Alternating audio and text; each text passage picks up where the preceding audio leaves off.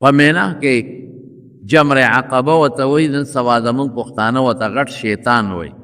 د هغې سره خوا کې یو غونډۍ وه، عقبه په عربۍ کې غونډۍ ته وه.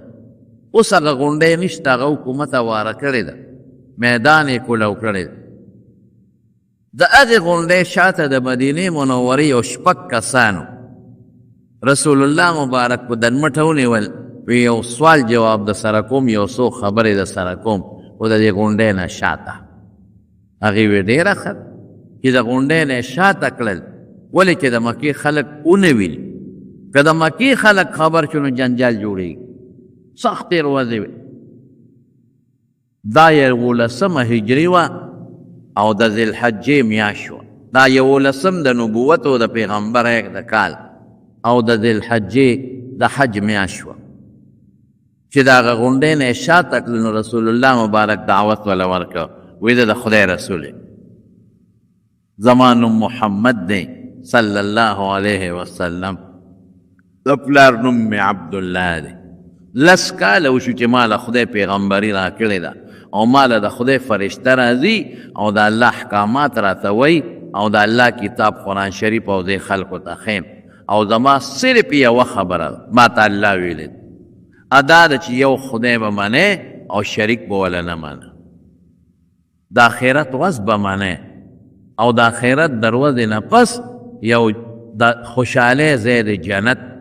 چې څوک د خدای تابعداري وکړي هلته به ځي، او بیا د غمونو او د عذابونو ځای دوزخ چې څوک د الله تابعداري ونه کړي نو دغه دوزخ ته به ځي. نو یو الله منل، ما د خدای رسول منل،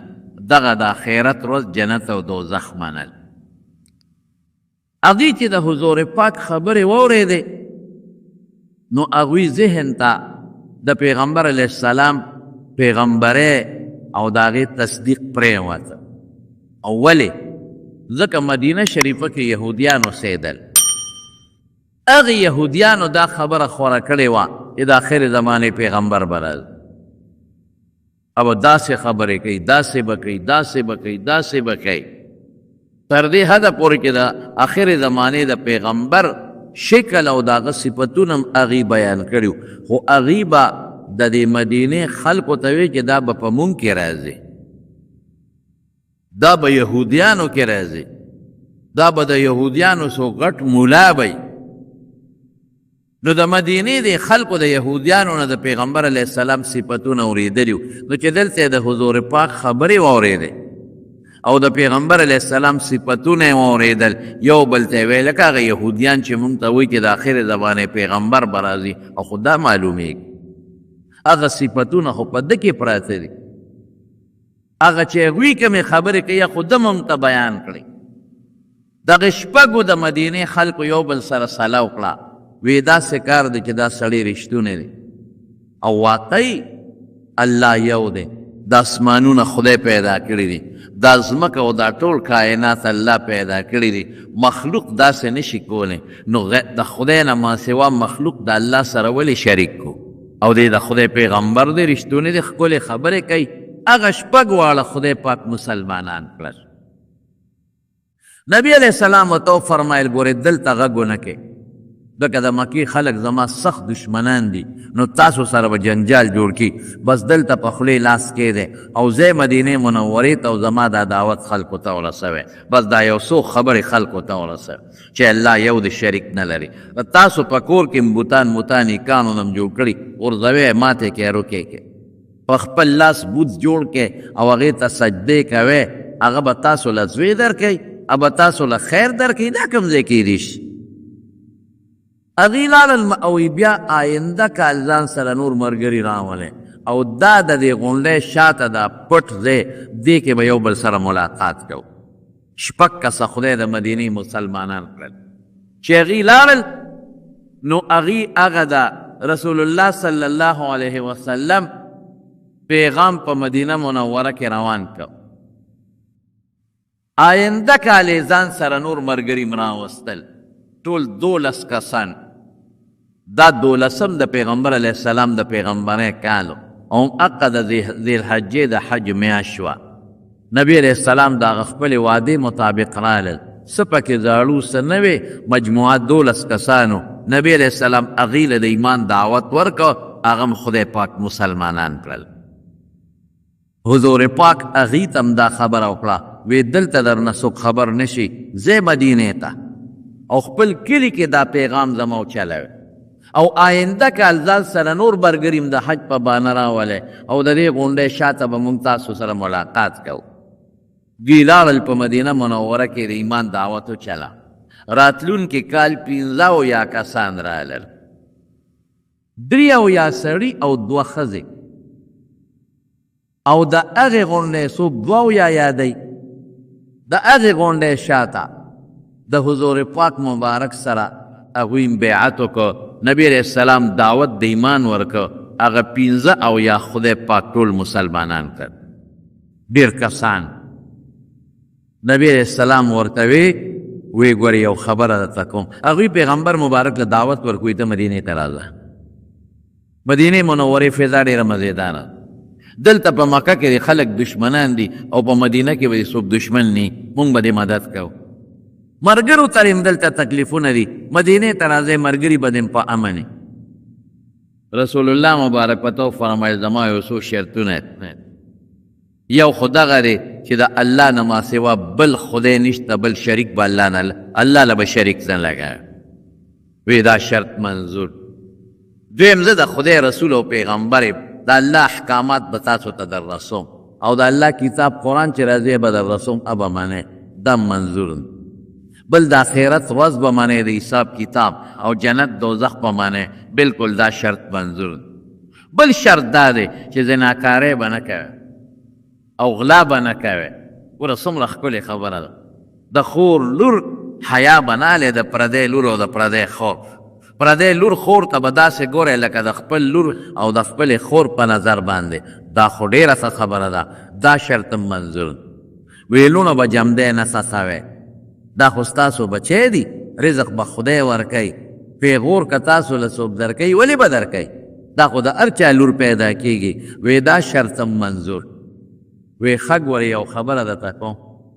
وی چې ما سره بیعت وکړو ما مدینې ته بوځئ، وی د دې مطلب دا دی چې ستاسو به د ټولو عرب او عجمو سره ګورې دشمني راځي،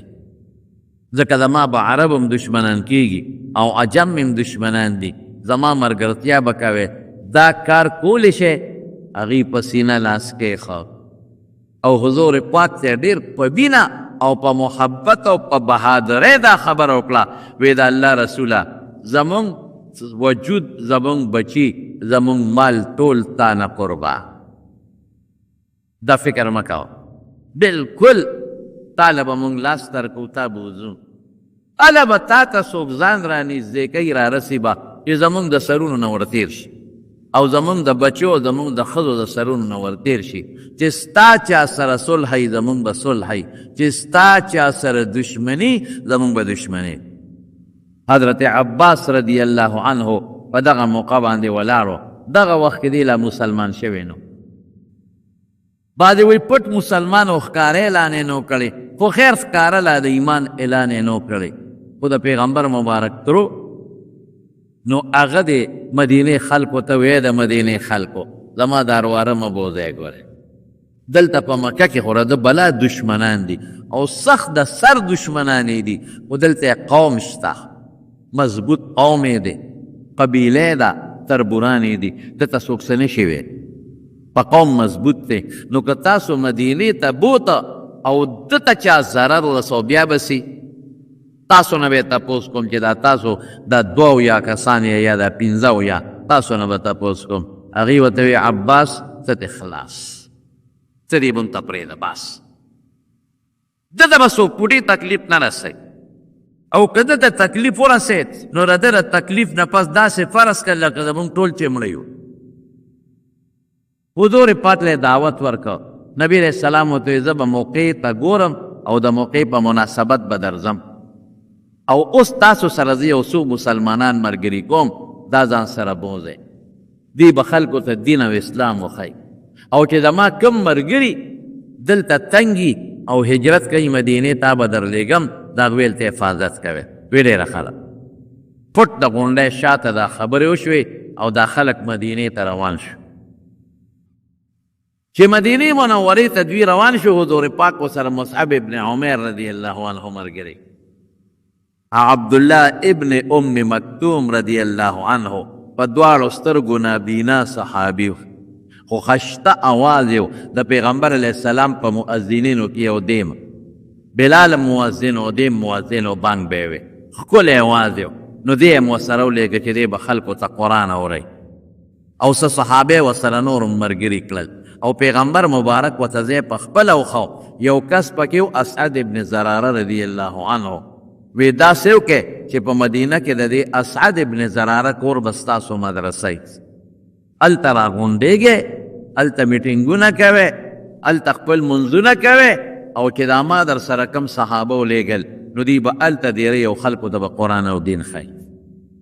دوی رخصت شو. چې رخصت شو دا خو ګنو نو د مکې مشرکانو ته وویلی شو، هغې خبر شو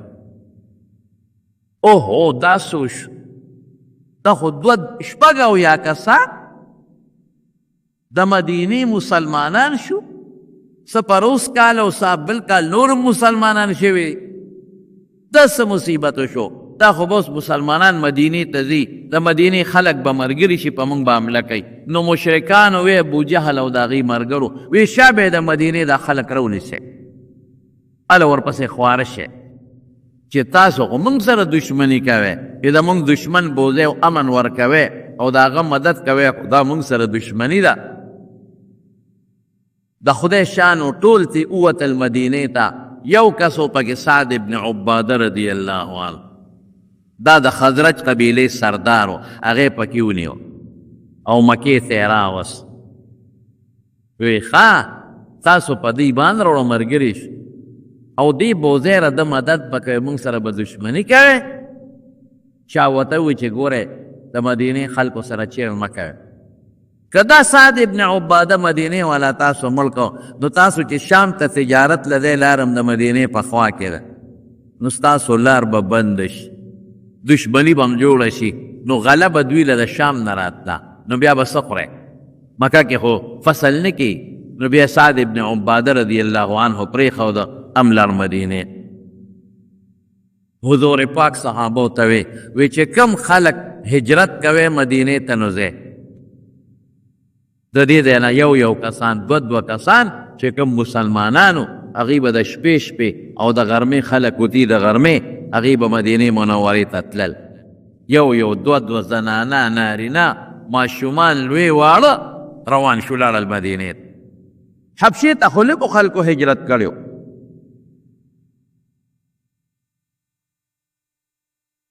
مدینې منورې ته پیغمبر مبارک عام اعلانو، څوک پټ لري او څوک ښکاره. حضرت عمر فاروق رضی الله عنه حضور پاک له راغی زما څه سرویتم ده پټ وځه د غرمې خلک ودي یا ماسخوتن د شپې وځه. وی د الله رسوله بس ما پرېږده. راغی د بیت الله طواف یو حضرت عمر او توره یې غاړې ته اچولی او چې طواف یې وکړه نو توره یې داسې وړقوله، ای د مکې خلکو زه مدینې ته روان یم، که د چا لاس کې زوري را میدان ته دي نو په ګرمه تیږه څوک خپه نه ږدي، چا کشم ونه که بهادر انسان. د مکې خلک پوه شو چې مسلمانان خو ورو مدینې ته ځي، نن دې که سبا دې حضور پاک مري او که دیم لا نو ژبه یې پسته خوږه ده. نو د مدینې خلک ځان سره ملګري کړي نو سبا به په موږ بیا حملې کوي، دشمني به جوړه شي، څه به کوو؟ نو دارالندوه د دوی د مشورې ځای و، هغې کې چې کوم غټ خلک او سردارانو د مکې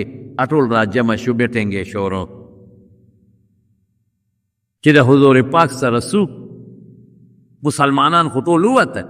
لږ پاتې دي. چې دا میټینګ شروع شو دې کې شیطان راغی او د یو شیخ نجدي په شکل پکې دیم شریک شو. نجد د مکې نه تر د عراق پورې دا بلایي علاقه ده. نو د یو قوم د مشر په شکل شیطان لکه د پیریانو په شان د انسان په شکل جوړېدی شي، د یو سپینګیري بوډا په شکل ته څوک یې؟ زه د نجد د پلانکې علاقې د پلانکې قوم مشر یم، ستاسو ملګرتیا له راغلی. هغې ویې ډېره ښه، مشورې شروع شو. یو کس پاسېد وی داسې به وکړو چې دا سړی به نظربند به یې کړو په کوټه کې به یې واچو، نه به بر تښتېدی شي او نه به چاته د خپل ایمان خبرې کولی شي، د خپل دین. دا شیطان پاسېد او ابو جهل هم پاسېد، وی دا ری ټیک نه نه، که دې مونږ نظربند کو کوټه کې مو واچو نو مضبوط قوم یې دی، کوم د ده ملګري دی او که نه دی خو قوم یې شته، رانه به خلاص. بل سړی پاسېد وی داسې به وکړو چې د وطن نه به یې وشړو، مونږ به ترې خلاص.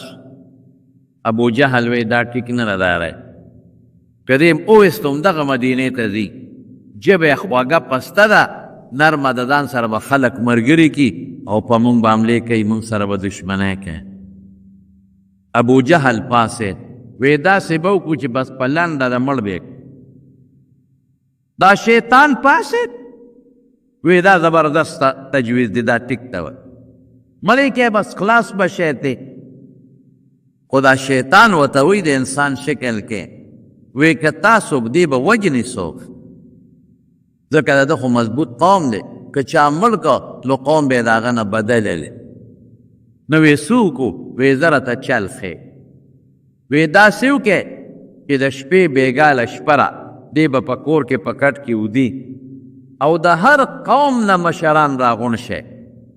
د ټولو قومونو، او په شریکه پې حمله وکړې او مړې کې، نو قوم به یې د چا چا نه بدلل. نو قوم به سبا مجبور شي چې بدل خو نه شو اخیستی، نو زه خون بها دیت رانه راکې، نو ټول په شریکه ول یو سل اوښان به برابر کې ور به کې، مسله به خلاصه شي. بس په دې فیصله وشو. دلته دا میټینګ وشو د مکې د مشرکانو، هلته حضرت جبریل علیه السلام راغی او حضور پاک ته یې ټوله خبره وکړه، د اول نه اخره پورې خبر. او د دې نه مخکې نبي علیه السلام مبارک حضرت ابوبکر صدیق والا راغی، وی د الله رسوله ټول خلق ولاړل مدینې ته، نو ما ته م اجازت وکړه چې زم لاړ شم. د هغه دا خیال و چې ګنې د مدینې دا هجرت هم د حبشې په شانتي حضور پاک به نه ځي او صحابه به ځي. نبی علیه السلام ورته ته انتظار و. بس ابوبکر پیش شو، وی د الله رسوله ستا څه خیال دی؟ تم ځې څه؟ وی او زم د الله د حکم په انتظار یې،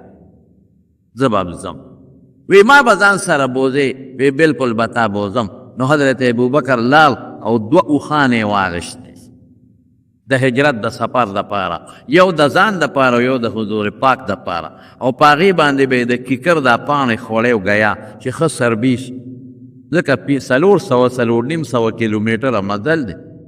او په سختو شاړو ځمکو کې دی، او د هجرت سفر چې په کومه لاره شوې دی ډېره خطرناکه لاره وه، هغه نوره اوږده وه، د هغې نه 500 کیلومیټره مزل جوړېده. نو حضور پاک ته یې وی چې بیا نبی علیه السلام به ده کره ډېر ته راته. حضرت عایشه صدیقه فرمایي وی پیغمبر علیه السلام به روزانه سهار او ماښام مونږ کره راته. نبی علیه السلام ته ابوبکر صدیق ووی وی د الله رسوله 2 اوښانې مې اخېستې، ښه مضبوطې تکړه او ښې سربومه، یو ستا شوه او یو زما. رسول الله مبارک وفرمایل اما بغیر ثمن فلا، وی دا یو زما شوه خو ګورې بې پیسو یې نه الم،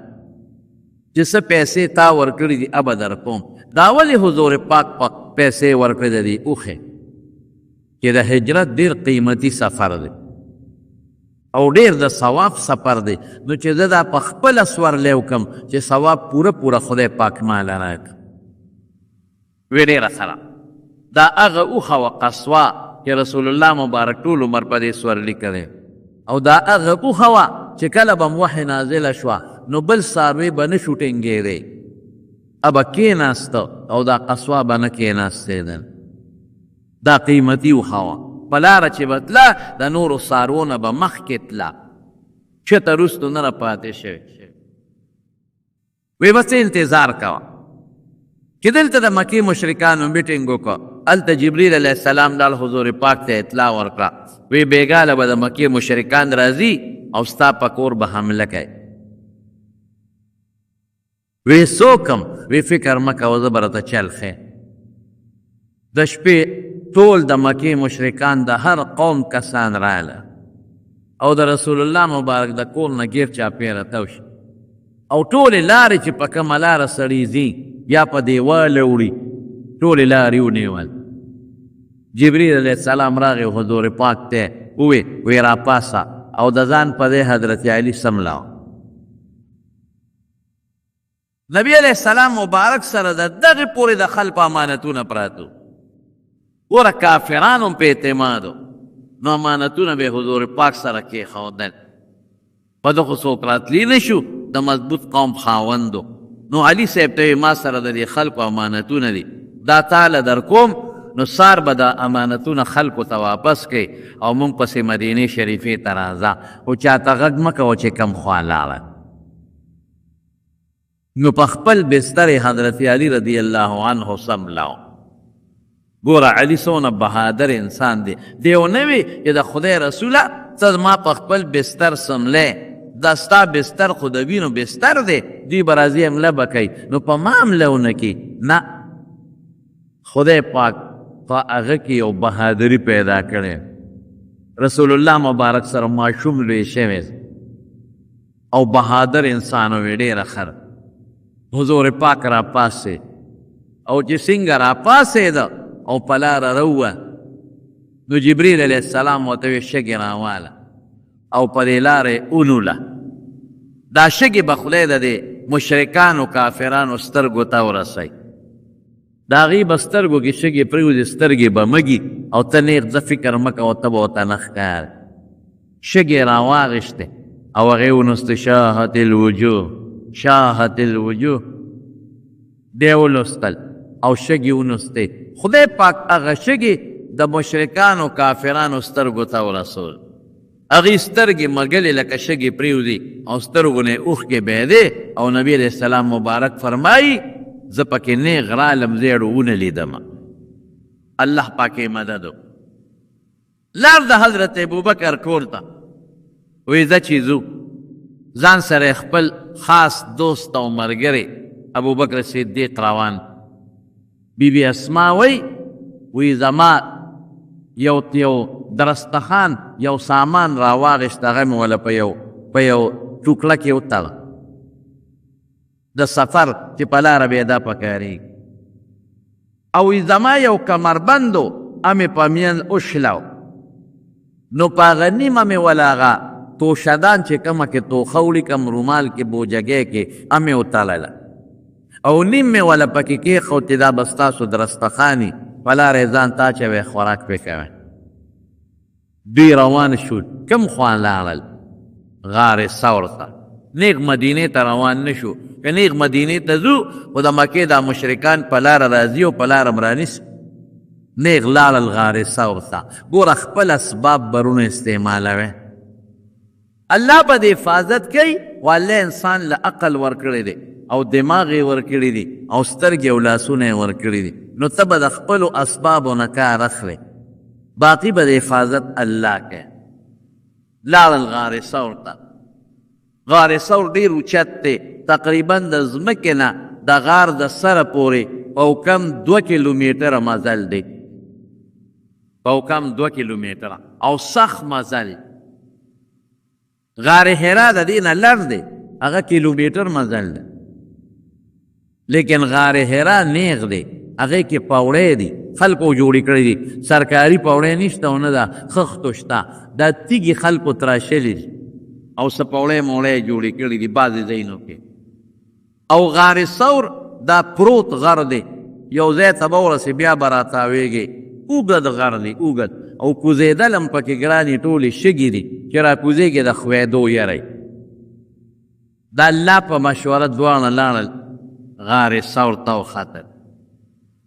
او هلته یو غار و په هغه غار کې ننوتل. غار کې دواړه ننوتل بلکې بعضې روایاتو کې داسې راځي چې غار ته ورنږدې شو نو حضرت ابوبکر صدیق رسول الله صلی الله علیه وسلم په شا کړ. امام بهقي په دلایل النبوه کې لیکلي او د غاره پورې په شا یې وړه او دغه ځای پورې چې د حضور پاک د خپو کمې نښې وې هغې ورته روانې کړې. وی ولې وی د مکې مشرکان به راځي او هغوی سره هغه خلک دي چې هغوی د خپې د قدم نه معلومات کوي. نو هسې نه ستا د قدم پس په وجه مونږ پسې دې غار ته راونه رس. نو غار ته یې دننه نو بېحقي هم لیکلي دی او نورو کتابونو هم لیکلي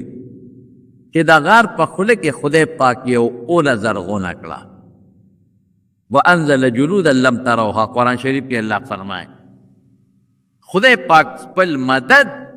د لښکرو په شکل نازل کو او تاسو نه لیده. اونه چې څوک کري هغه نیني، اونې ته چې څوک اوبه اچوي هغه نیني. اونه خدای غټه کړه او یو کمتره راله او په هغې کې ځان له فوري جاله جوړه کړه او بیا په هغه جاله کې کېناسته. مولانا ادریس کاندهلوي رحمت الله علیه هم بعضې خبرې لیکلي دي او خصائص کبرا کې جلال الدین سیوطي رحمت الله علیه دا واقع داسې لیکلی او امام بهقي په دلائل النبوه کې هم لیکلی او څه بعیده خبره نه ده د حضور پاک معجزه شوه. غار ته ننوته. حضرت ابوبکر صدیق رضی الله تعالی عنه ډډه وواله او رسول الله مبارک د هغه سینې ته خپل سر تکیه مبارک. حضرت عبدالرحمن د ابوبکر صدیق رضی الله عنه زوی ابا د شپې ته او په دې غار کې یا د غار په خوله کې به دوی سره شپه کوله او د مکې د مشرکانو ټول حالت به بیان کو. بلکې بخاری کې راځي علامه عیني او ټولو د دې تفصیل لیکلی دی چې دروازې به دې مکمل په مکه کې ګرځېده د عبدالرحمن او معلومات به یې رښتل چې د دوی څه سوچ دی د پیغمبر علیه السلام متعلق. دوی خو په لارو کوڅو کې اسونه وزغلو، د مدینې په ټولو لارو کې اسونه وزغلو. دوی خو مدینې ته لا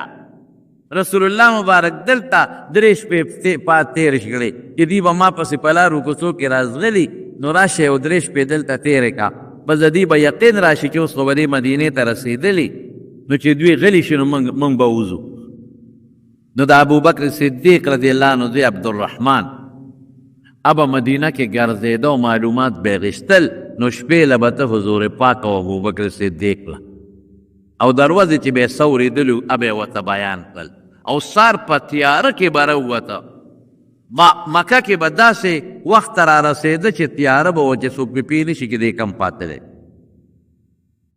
او د حضرت ابوبکر صدیق رضی الله عنه یو غلام یو خادم به ورته ووایو عامر ابن فهیره، هغه به اوښې او ګډې چیلې سرولې د نورو شپونکیانو سره. نو چې کله به د ګډو چیلو د اوښانو د واپسي ټیم شو مازدیګر کې کور ته شپانه دا څاروي واپس کوي نو د به څاروي داسې وشړلو لکه دلته زه څاروي مړوم گیا ځان به یې غلې غوندې پټ کړ نو څاروي به یې بره غارې ثور ته وخې جوړ نو د څارو نه به یې پی واغېشتل نو په نبي علیه السلام او په حضرت ابوبکر صدیق به سکل. دا مکې مشرکان لګیا دي هغوی خو په لارو کې هم ګرځي ورپس او په دې طرفونو هم ورپسې ګرځي. نو غار ثور ته رالل ورپس او هغه خلک یې هم ځان سره راوستل چا چې د خپو د قدم نه معلومات کول هغوی په دې لاره تلل. غار ثور ته راورسېده. حضرت ابوبکر صدیق رضی الله تعالی عنه حضور پاک ته وی د الله رسول مشرکان خو هغه دی راغلی مونږ ته یې خپې ښکاري که لږ یې سر ښکته که نو مونږ به وویني. او یو کس بره د غر په سر کېناست متیازې کولې هغه متیازې نیغې د دې غار په خوله باندې راوبیدلې. رسول الله مبارک حضرت ابوبکر صدیق ته څه وایي ابوبکر وی که دوی مونږ لیدلې نو دوی به زمونږ د غار د سر د پاسه متیازې کولې هغه یو هغه دی کېناست او مونږ طرف ته یې مخ کړی او متیازې کوي نو که مونږ ورته ښکارېدې نو مونږ ته به یې متیازې کولې. او بیا ورته څه وایي اذ قال لصاحبه لا تحزن ان الله معنا. رسول الله متعلق قرآن شریف کې الله پاک فرمایي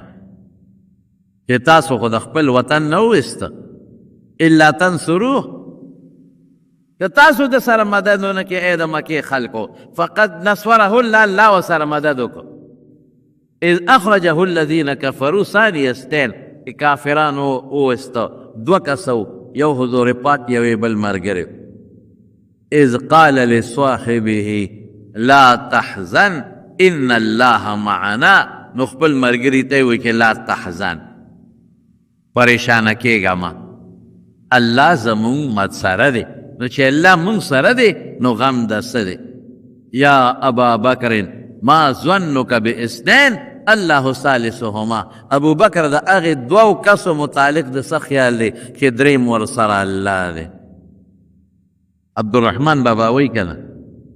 وایي چې الله در سره مل نه وي رحمانه که الله در سره من نه وي رحمانه که لښکرې در سره وي یک تنهایی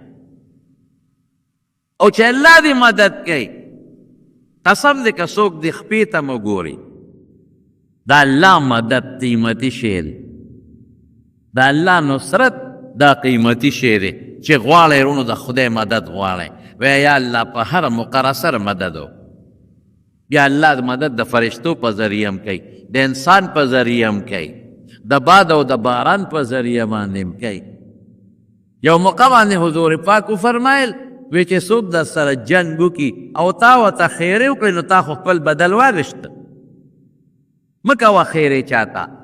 دا ته خپل بدل لستا هغه دغه وسو ستا دا خیره وستې ما ته یې پرېږده اوهو چې الله ته د ظالم پرېښوده نو د الله د سپېړې برابر څوک سپېړه نشي چلولی موږ په دې دنیا کې د دنیا ظالمان هم ولیدل کبرجن خلک هم ولیدل ظالمان خلک هم ولیدل د لښکرو خلک هم ولیدل مضبوطو ټوپکو والا او قومونو والا خلک هم ولیدل قسم په خدای ریس مریس لاړل د دې دنیا دعا والا هم څوک نشته چې څوک ورته ده ښکلی ژوند رونو تیر کې همیشه ښکلی ژوند تیر کې او د الله نه دا مدد غواړئ چې خدای ته را سره مدد وکړه اذ قال لصاحبه الله لصاحب الغار نه وای دا غار ملګري ته دا غار نه دی لصاحبه خپل ملګري ته وای لا تحزن او حزن څه ته وای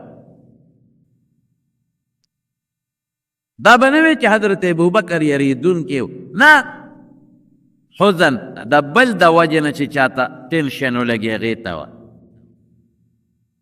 چې څوک په خپله یریږي ته خوف وایي هغې ته روغ وایي په عربی او چې د بل د وجې نه یو سړی په پلار یریږي په استاز یریږي په ښځه بچو یریږي دې ته حزن وایي نو لا تحزن څه ای ابوبکره په ما مه یریږه پته ولګېده چې د ابوبکر سره د ځان غم نو د حضور پاک غم او روایت کې همدغسې راځي چې په لاره تل نو کله به ترې مخکې شو ابوبکر کله وروستو کله ښي طرف ته او کله بل طرف ته ابوبکر دا ولې چار پیچلې کې مخکې وروستو وی د الله رسوله مخکې ځکه چې د مخکې ناستې نه څوک یو په تا حمله ونه کړي وروسته ځکه کېږم چې هسې نه شا نه څوک حمله ونه کړي ښي او ګس ته ځکه کېږم هسې نه په دې لارو کې څوک ناست او د ښي یا د ګس طرف نه په تا څوک غزار ونه کړي درې شپې درې ورځې په دې غار کې تېرې کړې کافرانو چې وکتل واپس رالل یو کافر بل ته وایي دې غار کې نی الله او ورته وایي وایي د غار په خوله کې چې کومه اونه د خو ستا د نیا نه مشره ده نو چې په دې ورننوتېدل دا اونه نه پاتېده او دا دې د کم جولاګي جاله ده پکې جولاګي پکې جاله لا بیا لا چولې وه دا نه خرابېده او د کمترې دا جاله ده ختمېده الله مدد دی واپس رال درې ورځې پس حضور پاک عامر ابن فهیره ته دا ابوبکر زوی ته عبدالرحمن ته ووی چې اوښې راولې او یو کس سره یې خفیسه خبره کړې وه د لارې ملګري سره عبدالله ابن اریقط عبدالله ابن اریقط مشرک و کافر و لار ورته معلومه وه قافلې چې به کلم د یو ځای نه بل ځای ته تلې نو یو دلیل به ورسره و رهنما بغیر د یو رهنما نه مرشد ورته د هغه نه بغیر به نه شوتی هغه ته به لاره معلوم و هغه له به یې کرۍ ورکړه هغه له به یې څاروي م ورکړه کرۍ یم خوراک پردنوش چې ته مونږ ته لاره ښایې په کومه به ځو دا د هغې قانون مونږ چې کله مصر ته لاړو او مونږ کوهیتور ته ختو نو مونږ په بیه ځان له دلیل ونیو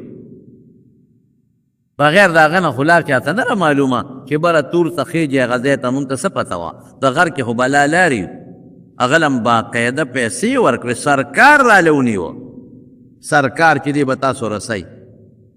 هغه به مونږ ورسولو او بیا واپس راوستو لارې راته وښویو نو عبدالله ابن اریقط هغه دلیل و لارې ورته معلومې وې نو حضور پاک ورسره خبره کړې وه چې ته به مونږ مدینې ته بوځې خو په داسې لار به بوځې چې عام خلک پرې نه ځي وی ټیک ده کله به ځو وی مونږ به راته ټیم ښایو بس ته ځان تیار ساته نو هغه پسې عامر ابن فهیره ولېږ نو 3 ورځې پس هغه دواړه اوښې راوستې غارې ثور ته نو د 4 کسو قافله روانه شوه یو اوخه باندې حضرت ابوبکر صدیق سور شو او په بل رسول الله صلی الله علیه وسلم سور شو یو وسره د لار ښودونکي عبدالله ابن اریقط او یو د خدمت دپاره د ابوبکر دغه خادم عامر ابن فهیره 4 واړه روان شو خو زما وروڼو چې تلل ناشنا منظرو حضرت ابوبکر صدیق څه وایي وی حضور پاک جلل خپل وطن پریدي انصارو چې کله رسول الله مبارک سره بیعت کو هغې ورته څه وی وی د الله رسوله چې ته مونږ سره مدینې ته لاړ شې نو وی د مدینې یهودیان هلته اوسې هم زمونږ دشمنان شي نو هسې نه چې ستا قوم مسلمانان شي او ته مونږ یوازې پرېږدې او بیا مکې ته راشې د دواړو جهانو مبارک سردار وفرمیل ای د مدینې خلکو زه به جمدې او مړې دواړه ستاسو یم زه جمدې به ستاسو یم او زه مړه به ستاسو یم الله اکبر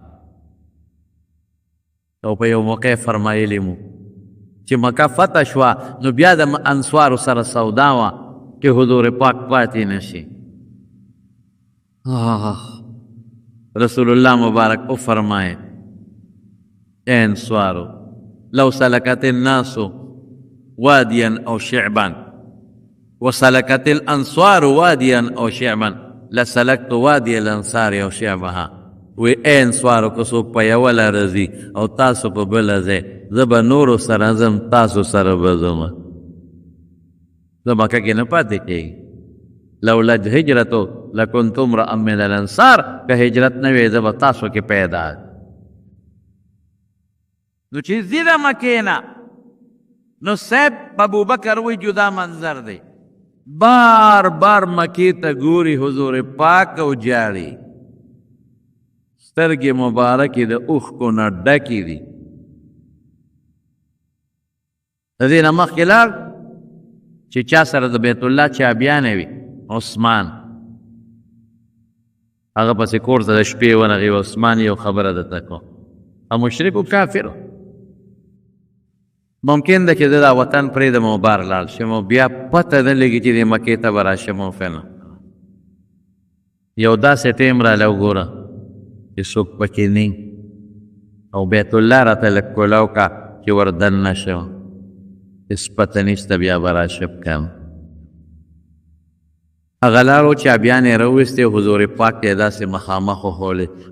وی دا د بیت الله چابیانې ما سه تا ته نه کولاو ځا خپل کار کوه داسې ستق جواب یې حضور پاک لون رسول الله مبارک ورته فرمایي وی عثمانه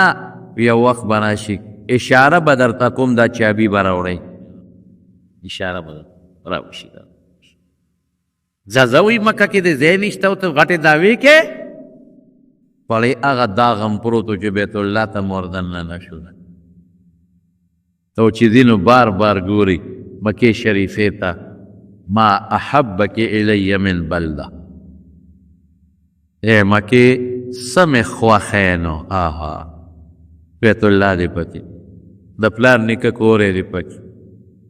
د نیو نیکه کورې دی زمزم دی پکې صفا او مروه ده پکې خلپوس یې پکې کړي دي او 53 کال یې پکې ژوند تېر کړی دی 53 سال 53 کال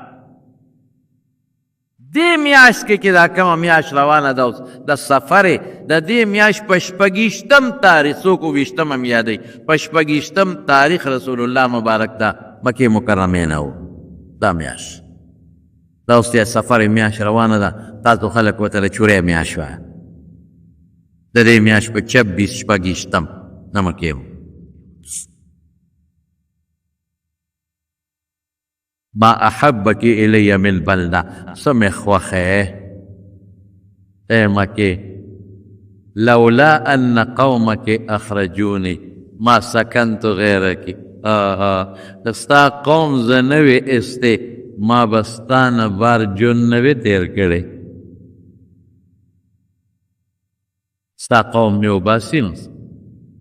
حضور پاک به ژړل سترګو کې کرکنډې اوښې بیږي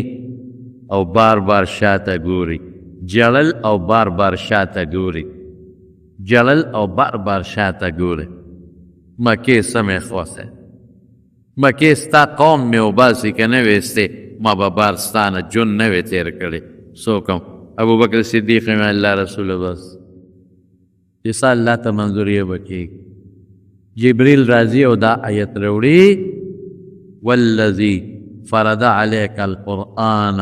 لرادك الى معاد کم الله چې پتا قرآن فرض کړی دی اب دې واپس راولي که خیری فکر مکوه واپس پر دا قافله د مدینه منورې په طرف روانه شي نو باقی خبره به انشاءالله تاسو ته راتلونکي جمعه کې وکړم انشاءالله العظیم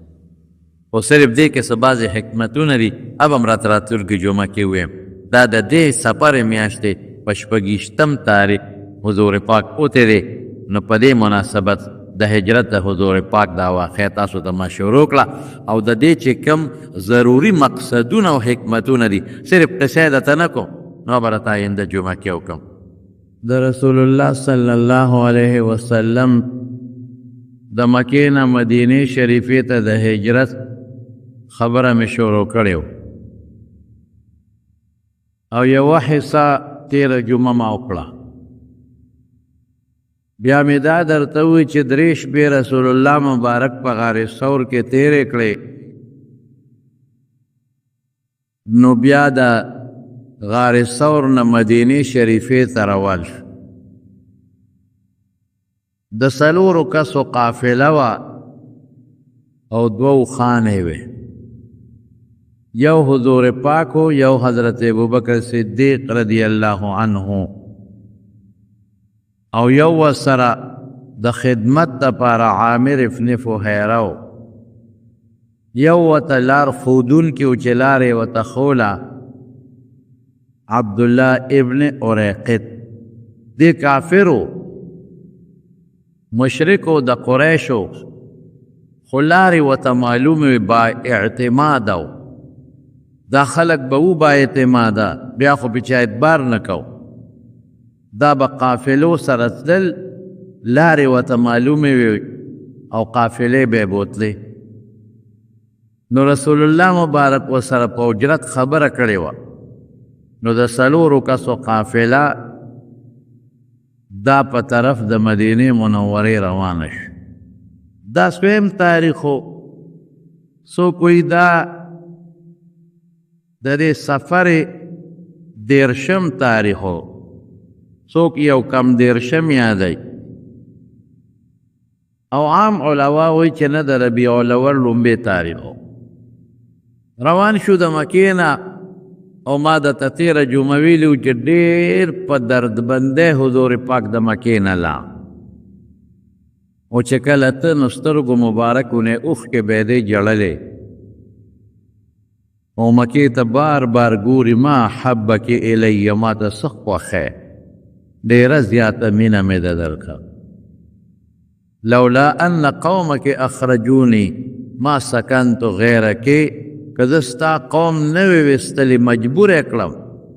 ما به ستا نه بار ژوند نه وې تېر کړی په لاره روان شو مزل شروع شو خو په داسې طرف باندې عبدالله ابن اریقط روان کړل چې هغه مشهوره لاره نه وه. د مکې نه باروبار نشیبي علاقه وه، په هغې یې وویستل د دریاب غاړې ته. ځکه چې سنگ بي روان شو غار ثور ته ووتل. حضرت علی رضی الله عنه حضور پاک په خپل بستر سملولی و. سار ورللو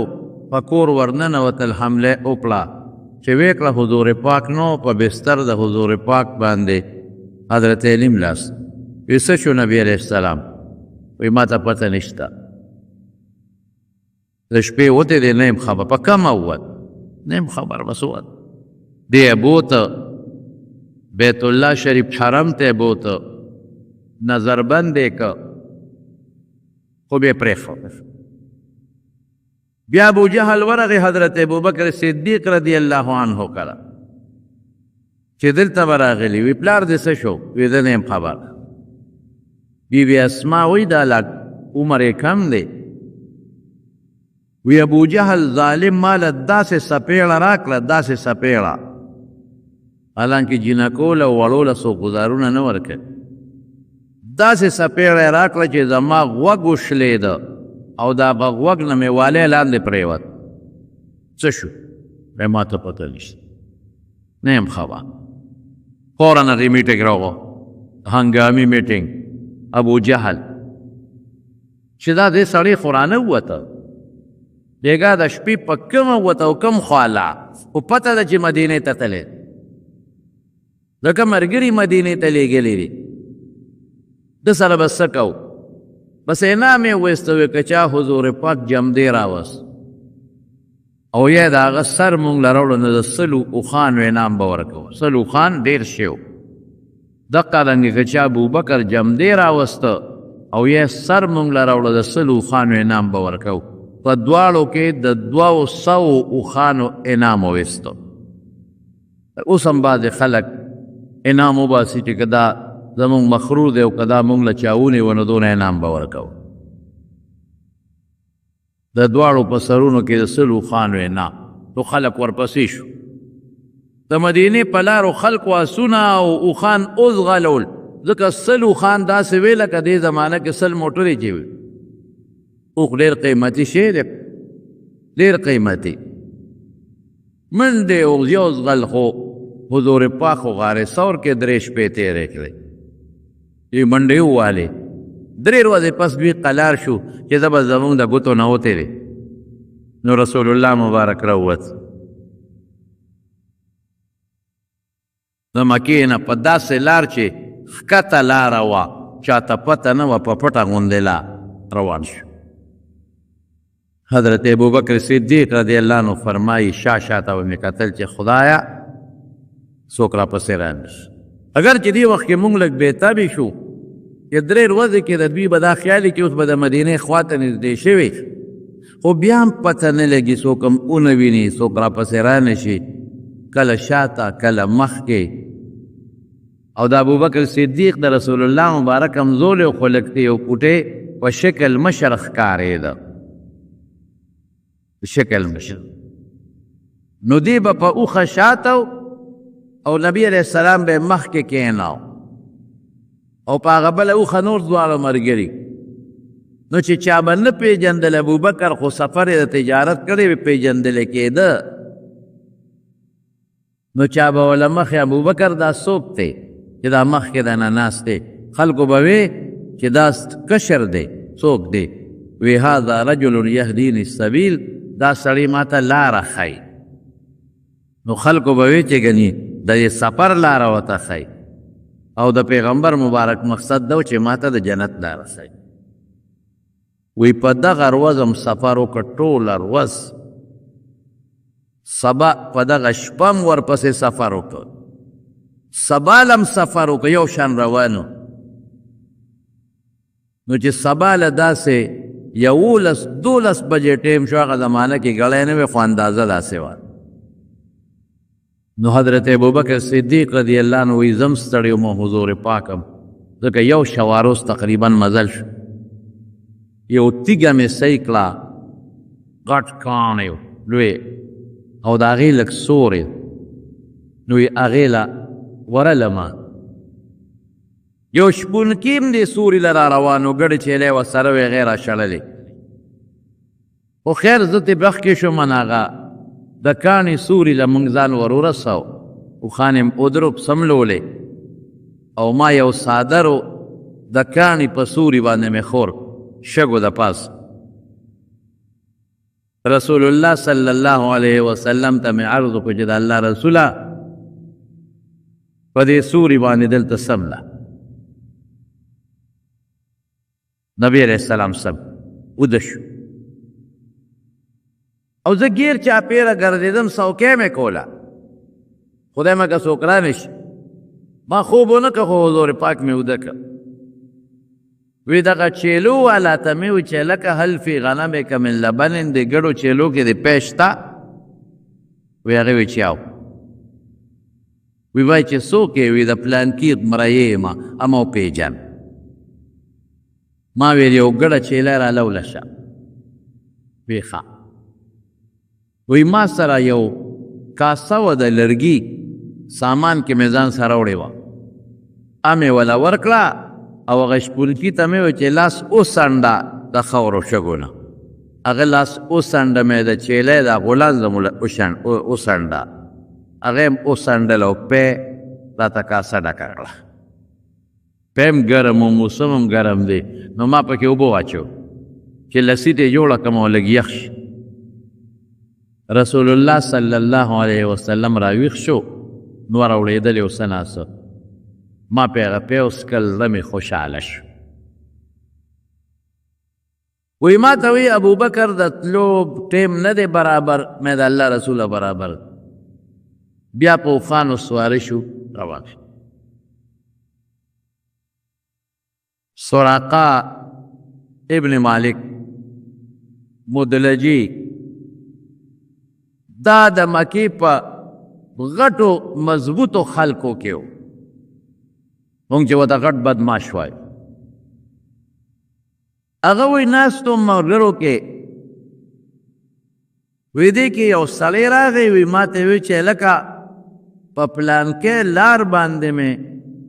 څه کسان ولیدل په اوښانو باندې سوارو د لرې ځای نه مې ولیدل هلکه دا محمد دی چېته صلی الله علیه وسلم وی د ما خو شک راغی خو ما وی هسې نه بل څوک رانه مخکې شي او انعام هغه ونه ګټي ما وی نه دروغ مې ورته وی ما وی نه دا فلانکي اوس زموږ مخکې ووتل د مکې نه روان دي شام ته پلانکي او پلانکي اوس زموږ مخکې ووتل ما وی چې د دې خلکو پام غلط کمه او زه لاړ شم او د انعام وګټم مې دا پلانکي او پلانکي اوس زما مخکې ووتل لږه مود ساعته شو دا وید ښه او صحیح څه موده مخ وی چې مجلس کې د خلکو خبرې لږې قلارې شوې نو غلې غوندې راووته وی کور ته راله وسله مې راواغېشته نیزه مې راواغېشته او یو وینځه مه ویه هغې ته مې لاړه شه او دا اوښه وباسه اس وباسه اس او دا د کوټې شاته ودرو زه په دروازه نوځم که په دروازه اوځم دا خلک را باندې پیږي نو هسې نه څوک رانه مخکې نه شي او انعام ابرونه ګټي نو اس باندې مې کته هر څه واچولو ویزې مې اس غلې غوندې وویسته او د کوټې شاته راته ودرو زه په کوټه به راوختم په دروازه رانوت او په کوټه چې کوزېدم نو د نیزې هغه څوکه مې ښکته کړه په ځمکه مې ولګوله کوټې به دونه اوچتې نه وي ټیټې به وي زموږ په وطن کې پخوا د خټو کوټې به داسې وي او په سر د پاسه مې پې ځان وروخوه یو ځمکې ته لاړم په اس مې خپه واچوله منډه وې اس مې ځغلو ځغلو ځغلو چې کوم ځای راته هغه سړي خولو هلته ورورسېدم چې مې وکتل رسول الله مبارک دی ابوبکر دی او قافله راوه ما یې کار وشو که څه نیزه را سره ده بس ښه مضبوط دواړه به مړه کړم او د 200 اوښانو انعام به وګټم وی چې ورنږدې شومه نو داسې وخت و چې رسول الله مبارک کوشوي مونځ یې کاو او ابوبکر صدیق یو خوا بل خوا کتل زه خو لرې ومه خو پوه شوم چې ابوبکر حضور پاک ته ووایي چې دغه د صاحب سراقه راغی وایي په دې هم پوه شوم چې نبي علیه السلام ما ته وکتل او خیر یې وکړه او چې خیر یې څنګه وکړه نو په کلکه ځمکه بخاري شریف کې حدیث دی ښه کلکه ځمکه و مضبوطه په هغې کې زما د اس مخکنۍ دواړه خپې تر پونډو پورې ورخښې شوې او زه سردلان د پړ مخې د اوښ د اس نه پرېوت کلکې ځمکې ته ګوره حتی ساخت یدا فرسه فی الارض فبلغتا رکبتاه زما د اس مخکنۍ خپې په هغه کلکه ځمکه کې داسې ننوتې چې تر د پونډو پورې شو ښکته دې سر د لاندې پرېږده زه خو پوه شوم چې دوی خیره وکړه وی ما ورته وی چې زه پوه شوم چې ما ته هم خیره وکړه بس داسې وکړې چې ما معاف کې او زه واپس کې وی رسول الله مبارک معاف کړم چې ټیک ده معاف شي زه وباسه اس دی وی چې اس له مې چت ورکړه واګې له قیزې له نو د اس خپې راووتې نو دی به جواري کوله پالګیري به یې کوله نو یو بټوه وه را سره په هغې کې غشي پراتو هغه شي بیا وړکول نو یو به یې ترې راوویسته نو که په هغې به یې لیکلي و چې نعم دا کار کوه نو بیا به یې کو او که په هغې به یې لیکلي و چې لا مه کوه بیا به یې نه کول قراندازي وی غشي مې راواغېستل داسې مې وړکول چې ورېږه او حمله وکړم که نه نو وایي چې غشي ته مې دننه لاس سترګې پټې کړې راومې ویست په هغې غشي راووت په هغې یې لیکلي و چې لا ورې دا کار مه کوه هلته مې رسول الله مبارک سره وعده م وکړه چې ما معاف که زه واپس کېږم غشي م راته وایي چې مه کوه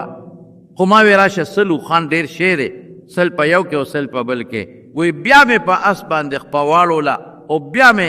اس توله که چې مې توله که رسول الله مبارک بیا راته خیره وکړه وی بیا زما د اس خپې په هغه کلکه ځمکه کې بیا وردنوتې د مخکې نه اشد من الاولا د لومبي نه سخت حالتو او په یو درز لاندې پرېوته ما بیا رسول الله مبارک له آواز وکړه چې صاحب دوکه شم معافي غواړي دې ځل بیا حمله نه کوم خو معاف مې کا نبي علیه السلام مې ډېره خره معاف کړه ده اس ته مې بیا چک ورکه اس روپې راویستې وشاڼېده غشي مې بیا وړکول په هغه تیلی کې ګورم چې غشي سوی چې سترګې مې پټې کړې او غشي مې راویسته نو بیا هغه غشي راووت چې په هغې یې لیکلي و چې لا مه کوه ګورې دا کار نعم والا راونوت چې وکړه لا مه کوه یاره چې ګورم چې اس مې غیبېږي غشي م وایي مزه خو مخکې 200 اوښان دي نو بیا مې په اس باندې خپه واچوله او چې بیا مې اس ورخوشې که او ورنږدې شومه نو ټس شو چې د اس خپې په ځمکه کې د هغې نه زیاتې ورننوتې او چې خپې مخکې ده نو د سردلان د پړ مخې راوغورځېدم بس نیده مې خو وغورځولو ما وی دا درېیم ځل و بس دا نیده مې وغورځېد ما معاف کړې رسول الله صلی الله علیه وسلم معاف کړه صحیح زما اس مې راویسته ورلم حضور پاک ما وی داسې وکړه ما زه دې معاف کړم او ما معاف کړئ خمال یو صلح ولیکه ځان سره وی نبی علیه السلام مبارک راته د سرمن یو ټوکړه وه او په هغې د پاسه ولیکله چې د ما له طرف نه به ته هر دی په امن یې ځه تا ته موسی نه په امن په حضور پاک راته یو خبره وکړه وی یو به شاته زمون دفاع کې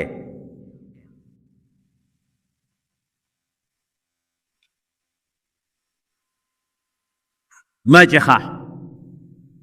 او واقعي چې زه واپس شوم نو چې څوک به راله مخې له راتلل په نبي علیه السلام پسې ګرځېدل نو ما به ورته دا لار مې کتلې ده نور دروغ خو دي کافر به م نه وي دا به مې نه وي چې یا په دې لار کې حضور پاک شته یا نشته ما وې دا لار مې کتلې ده نو بس خلک به پوه شو چې په دې لار نشته ګوره د الله شان ته هغه انسان چې د پیغمبر مرګ پسې انعام پسې اوتی دی الله د هغه لارې حفاظت د هغه په برکت کوي سر دشمن دی وروسته د پیغمبر څوکیدار دی چې خلکو ته مې دا لار مې کتلی څوک وفینت دی وی د دواړو جهان مبارک سردار ماته فرماچی سوراته ستا په سر د کسرا بادشاه تاجینم او ستا په لاس کې د کسرا بادشاه بنګړینم کسرا د فارس بادشاه ایران او کوفه او بصره او کویت او کردستان او دا علاقه دې ته به پخوا فارس وی او کسرا داسې بادشاه د فارس لکه نن چې د امریکې بادشاه دو بادشاه وی په هغه زمانه کې یو روم یو فارس روم او فارس داسې یو لکه روس او امریکا دواړه سپر طاقتونه وی ما ته رسول الله مبارک ده وی چې زما خو د کاغذ ولیکه او په عمل شوې د مم د طرف نه ته زما د لار دفاع شاته ما پسې کوه او ستا په سر د کسرا بادشاه تاجینم لاس کې د هغه بنګړي وینم وی چې واپس شوم نو ماله خندا راله چې ګوره که نه نن خو دومره کمزوری چې په خپل وطن کې د ځای نشته او دعوې دونه غټې غټې کې دونه غټې ده الله دغه سراقه بیا رستو خدای مسلمان که رستو او بیا وره چې مسلمان شو د حضرت عمر فاروق رضی الله عنه په زمانه کې د کسرا بادشاهي فتح شوه هغه سپر طاقت ختم شو بادشاهي لاله ختمه شوه او چې کوم جنگي جرنیلو چا چې د علاقه فتح کړه سراقه پکې په دغه لښکر کې دی مسلمان شوی نو هغه ته یې ویې ته به دا مهرباني وکړې چې د کسرا کوم خاص سامان دی دا بچا یو قاصد لور کې چې فټافټ یې مال مدینې ته راورسوي او سراقه به م راولېږي حضور پاک دا د هجرت په موقع فرمایلی و چې ستا په سر د کسرا تاج ینم او ستا په لاس کې د هغه بنګړي ینم نو هغه د کسرا هغه خاص سامان په یو بکس کې بند که او قاصد دی ورکوي مدینې ته وړه او سراقه ته وید په لښکر کې وی سراقه ته م ځان مدینې ته رسوه امیرالمؤمنین غوښتی د سامان ورسېده حضرت عمر کولو که بنګړي پکې نو قاصد ته وی شا به بیا ځان رسو او جرنیل ته زما ووایه چې دې کې د کسرا بنګړي نشته حضور پاک د بنګړو ذکر کړی دی چې واپس لاړ سامان یې ولټو بنګړي پکې راووت بیا قاصد له ورکړل او مدینې منورې ته یې ورسول حضرت عمر فاروق رضی الله عنه د مدینې خلک راغونډ کړل په مسجد نبوي کې او لویه جلسه جوړه کړه وی د رسول الله صلی الله علیه وسلم د زړه ارمان پوره کومه سراقه څه درته ویلي و د هجرت په موقع وی ما ته یې فرمایلي چې ستا په سر د کسرا تاج اینم ما تخکاری او ستا په لاسو کې د هغه بنګړي وینم وی بنګړي د سرو زرو سړو له ګناه د ناروا دي خو سراقه د رسول الله مبارک هغه ارمان رښتیا کوم هغه پوره کومه دلته راشه چې دا تاج د کسرا در په سر کم او دا بنګړي درته په لاس باندې کم چې حضور پاک کوم ارمان کړی چې هغه پوره کم درته هغه وخت څه ویلي وی ما هغه وخت سره وې ومې خندل دې وخت کې د خپل وطن کې دی نشته او پردي وطن ته دی او دعوې دومره ډېرې کې خدای رښتیا کړه قافله روانه شوه څه مخکې یو بله قافله را روانه وه تجارتي په هغې کې حضرت زبیر رضی الله عنه هغه د حضور پاک د ترور زوی نو هغه او د ابوبکر صدیق د بیبي اسما خاوند مو نو هغه ابوبکر لم یو جوړه ورکړه او رسول الله مبارک لم یو جوړه ورکړه حضرت ابوبکر صدیق وی په دې سفر کې دغه جوړو موږ له ډېره غټه فایده راکړه لاړل روان دي په سفر حضرت اسما وی چې ډېره فکرمن یم چې خدای بابا به مې حضور پاک به کوم ځای وي او خدایه چې ګیر به شي او که روغ به لاړ شي دی به کوم ځای وي پروردګاره او چې دی به روغ لاړ شي او که دی به بچ لاړ شي په دې سوچ کې زه پرته ومه وی چې رسول الله مبارک یو ځای ته ورسېده یو علاقې ته خو ډېر په عجیبه تاریخ کې داسې لارې دي چې حیران بشې د دریاب غاړې ته تللی دي او کله یو کلي ته داسې په یو لار تاویږي کله د بل کلي ته په لار تاویږي کله بل کلي ته په لار په داسې لارو روان دي لکه زه به تاسو له مثال درکړم یو سړی د تنګي نه روان دی 400 ته نو مین روډ خو دا دی که نه په مین روډ نه دی مثلا داسې دي چې د تنګي نه میرآباد ته د میرآباد نه بیا راځي خونډېري ته نو د خونډېري نه بیا داسې وځي سرکي ته مثلا نو د سرکي نه بیا داسې راوځي بالولي ته نو د هغه ځای نه بیا داسې رزلو ته د رزلو نه بیا داسې باروبار تنګي ته د 400 ته داسې لارې باندې روان بلکل کږې وږې لار او داسې لارې دي چې د خطرو نه ډکې لارې دي لیکن په دې یریږي چې د مکې مشرکان مونږ پسې په دې لارو نه شي راتې عامو لارو باندې به راځي نو یو ښځه ام معبد د هغې کور ته ورسو دا داسې ځای و چې باس اوس د مکې خلک دلته نه شو رسېدی لرې کافي لرې چې هلته ورسېدل هغه ام معبد کره ورننوتله مشهوره ښځه و سخي ښځه او چې په لاره به څوک تلل دی به میلمانه کوله شپه به یې پرې کوله ډوډۍ به ورسره خوړه لکه حاتم تایي چې څنګه مشهور شقیب غریبانانو سره مدد به یې کو کونډو رونډو سره عاجزانانو سره مشهوره ښځه و په دې کلي کې مشره ښځه وه رسول الله مبارک هغې کره ابوبکر صدیق ورده میلمنو د کوم ځای د مکې یو مونږ له لږه میلمستیاو کې ستړي م یو وږي م یو ښه دا کوټه کې څملی دمه شی وی نه مونږه روانېږو مونږ ته دونه دمې نه شو کول وخت ډېر تېر شوی دی او د مدینې خلک به روزانه راوتېدل چې د رسول الله مبارک خو ډېرې ورځې شوې ولې راونه رسېد خدای په لاره چا تکلیف نه ورکړی روزانه به د مدینې خلک راوتل او جنور به ګرم شو واپس په لاړو بیا به راوتېدل حضور پاک خو 3 شپې غار ثور کې تېرې کړې ای ته څه پته او په ډېرو لرو لارو په کږو وږو لارو یې روان کړی دی نو وخت ډېر لګي حالانکې د مدینې پیاده مزل په هغه زمانه کې د اوښ زیات نه زیات 6 ورځې 7 ورځې مزل او دا خو ډېرې ورځې تېرې شي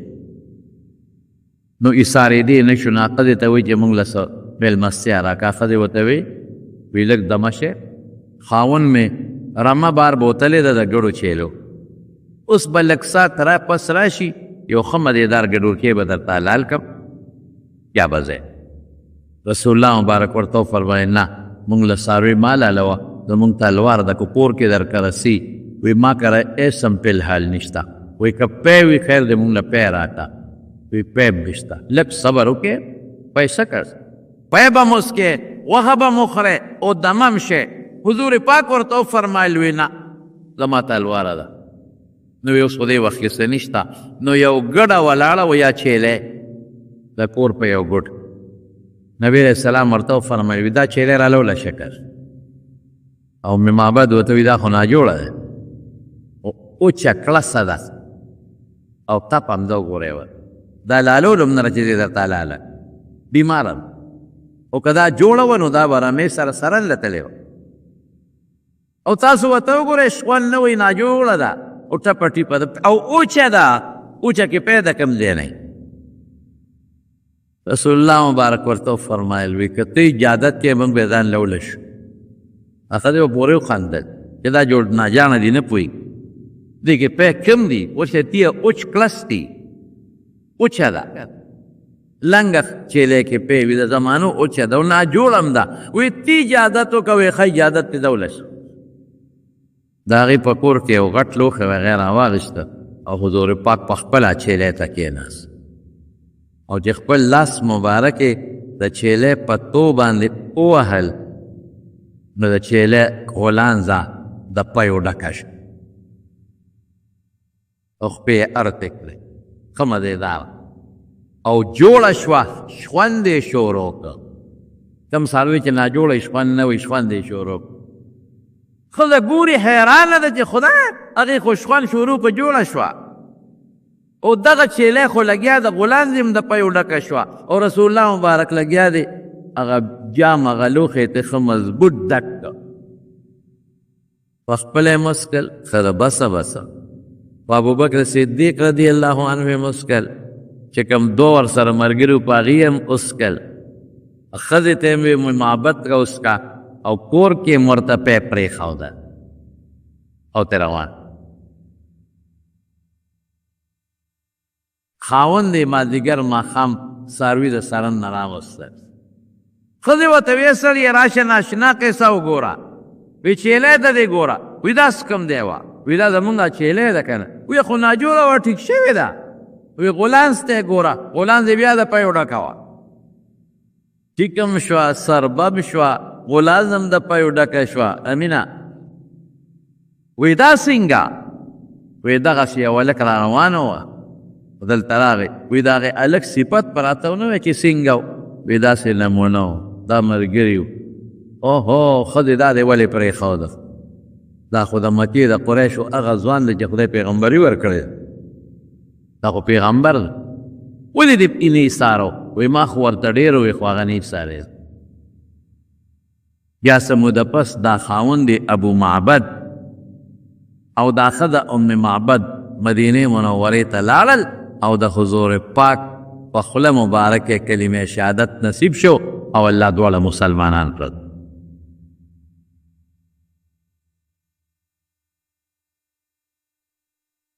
نو بی بی اسما وی مونږ ډېر پریشان او چې خدای رسول الله صلی الله علیه وسلم به کوم ځای وي پروردګاره او کوم ځای به نبی علیه السلام او ابوبکر خدای په لاره چا ګیر کړي نه تکلیف دی رسولی وی دې کې مې یو غیبي اواز واورېده او ټولې مکې واورېده دا یو پیری و او هغه یو څو شعرونه وویل جزا الله رب العرش خیر جزائه جزا الله رب العرش خیر جزائه رفیقین حلا خیمة ام معبد هما نزلا بالبر وارتحلا به وأفلح من أمسى رفيق محمد فيا لقصي ما ذوى الله عنكم به من فعال لا يجازى وسودد ليهني بني كعب مكان فتاتهم ومقعدها للمؤمنين بمرصد سلوا أختكم عن شاتها وإنائها فإنكم إن تسألوا الشاة تشهدوا دا یو سړی لګیا دی او غیبي چغې والي کېږي او ټول د مکې خلک یې اوري سړی نه ښکاري او دا اعلانونه دي چې کېږي او معنی څه ده وی الله پاک چې د عرش مالک رب دی الله دې ډېر ښه ثوابونه ورکړي ډېر لوی اجر دې ورکړي هغې دوو ملګرو لا یو حضور پاک دی یو ابوبکر دی حلا خیمة ام معبدی چې د ام معبد کور ته ورسېدل یعنی دې ته دا ښکاره کړه چې رسول الله مبارک ابوبکر د ام معبد کور ته ورسېد دواړه بس محفوظ شو الله دې ولا بهترین بدل ورکړي بهترین ثواب دې دواړو له ورکړي الله پاک ام رسول الله مبارک له ابوبکر له چې دا دواړه ملګري د ام معبد کور ته ورسېدل او ډېر په نیکۍ کې لاړل د هجرت ثواب خو د نیکۍ دی او چې کم انسان د پیغمبر ملګری دی په دې سفر کې نو افلح من امسى رفیق محمد دا ډېر کامیاب دی واقعي حضرت ابوبکر صدیق د پیغمبر د غار ملګری دی دا غټه کامیابي ده یو ځل ورته حضرت عمر وی ابوبکر د صحابه یو بل سره په نیکۍ کې مقابلې وی ابوبکر یو سودا را سره نه کې وی څه سودا وی داسې کار کوو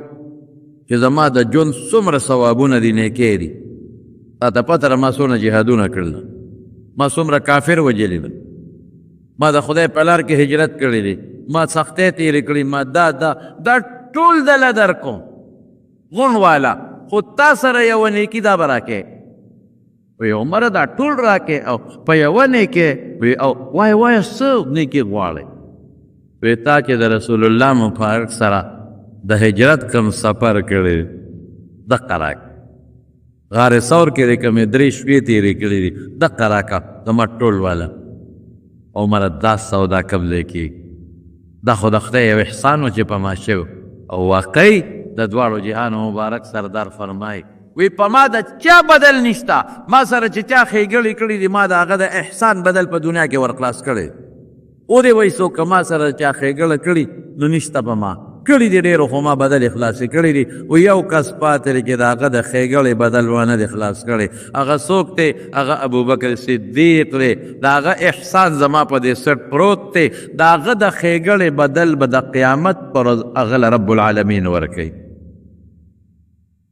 های های هما نزلا بالبر وارتحلا به لاړل په ډېره نیکۍ بهترین سفر او چې کوم د پیغمبر ملګری دی کامیاب دی ای د قریش قومه فیالک سید ای د قریش قومه برباد شوی تباه شوی ای د مکې خلکو د قصی اولاده تباه شوی برباد شوی داسې شی د نه لاړ چې د هغې په دنیا کې مثل نشته پیغمبر د نه لاړ او سرداران د نه لاړل د خدای ظالمان ابوبکر غوندې سړی د نه عمر غوندې سړی لاړ رسول الله مبارک غوندې نور او سپومې د نه لاړ د دې مثل پیدا کولی چې څه غلطي مو وکړه او هغه ښځه چې ام معبد ده چې د بنو کلب قبیلې ده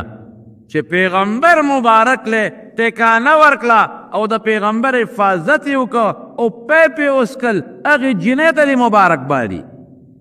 د هغې په قسمت خو پیغمبر ورسو او لاړ شئ د خپلې خور نه م تپوس وکړئ خور نه مراد د ام معبد ده هغې نه تپوس وکړئ او د هغې د هغه چیلۍ نه تپوس وکړئ چې دا پیغمبر دی او که نه دی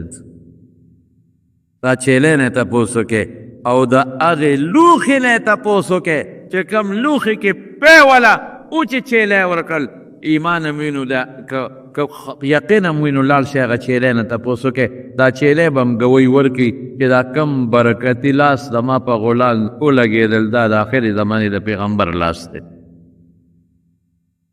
وی دا چغې والې کېدلې او سړی نه ښکارېده دا یو پیری بس وی زمون زړه مطمئن شو چې زما بابا حضرت ابوبکر او زما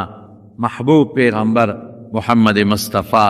صلی الله علیه وسلم د ام معبد علاقې ته ورسېده بیا خو کافرانو ته پته ولګېد ته رسېدلي خو هغې پسې خو تللی نه شو قافله روانه ده مدینې شریفې ته نږدې شو هلته مدینه شریفه کې د هغه زمانې یو مضبوط پالوان دی هغه مو اورېدلي وو چې د ابوبکر په سر کې د 100 اوښانو انعام دی او د حضور پاک په سر کې مثل نو دا ټول بدماشان په دې لارو کوڅو خوارو د مدینې لارې هغه نیولي دي مدینې له چې که خیر دواړه به ونیسم مکې ته به بوزم 200 اوښان به وکړم ټولې لارې ګیرې کړې دي خپل بدماشان یې ځای په ځای په لارو کېنولي دي او اتفاق ته ګوره په کومه لار چې حضور پاک ور روانو خو دغه لار د بریده په خپله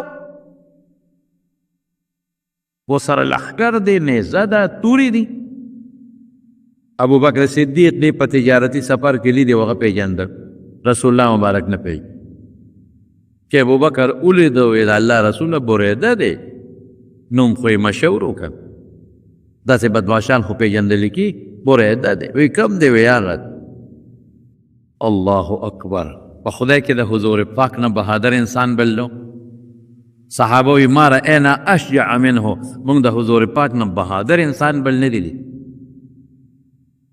وی مسکی شو رسول الله مبارک او ما ته وی ما ظنک باثنین الله ثالثهما اے ابو بکر په هغه دوو د څه خیال دی چې درېم ورسره الله یو ته یو زه دا دو کسان خو را سره تابع دي د هغوی نوم خو نه دي دریم څوک دی الله چې الله ملي فکر مه کوه الله به حفاظت کوي دې کې بریده رانږدې شو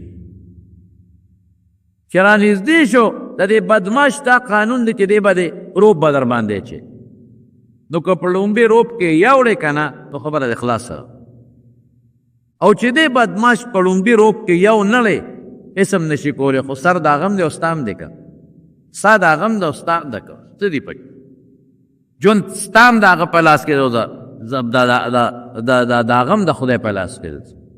او چې څنګه رانږدې شو نو هغه د پیغمبر مبارک باندې لږه خپله بدماشي ښکاره کوله او رسول الله مبارک پې مخکې منن ته څوک او ته داسې په بدماشۍ وایي انا بریده د بریده نه پېژنې د بریده هم نه پېژنې چې دی وی رسول الله مبارک مسکی شو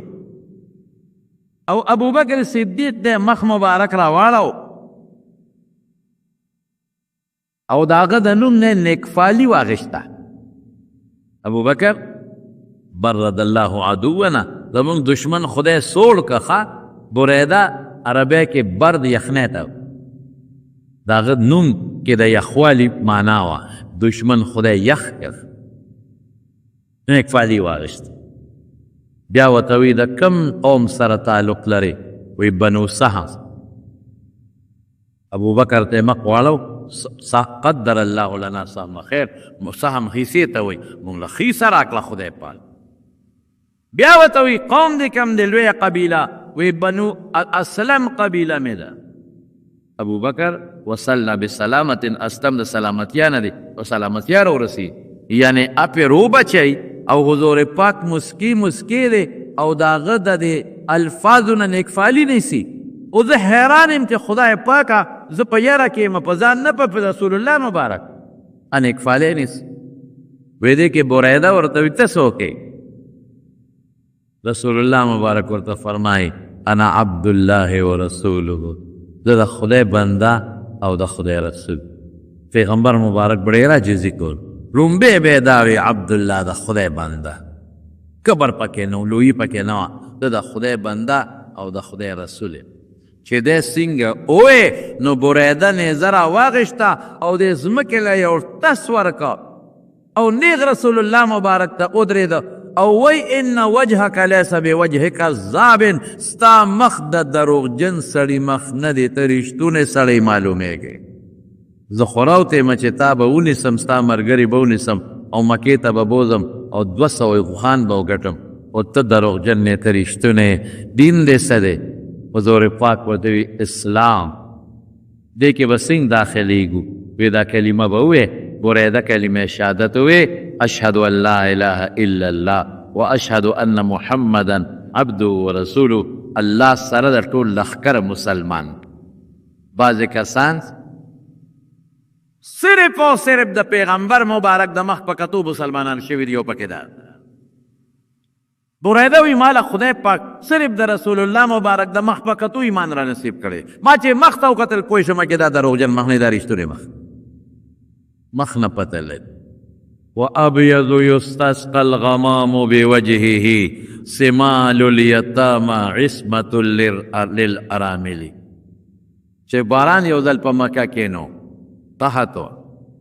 خلکو وی باران نه کېږي ابو طالب ما سره د باران علاج شته وبشي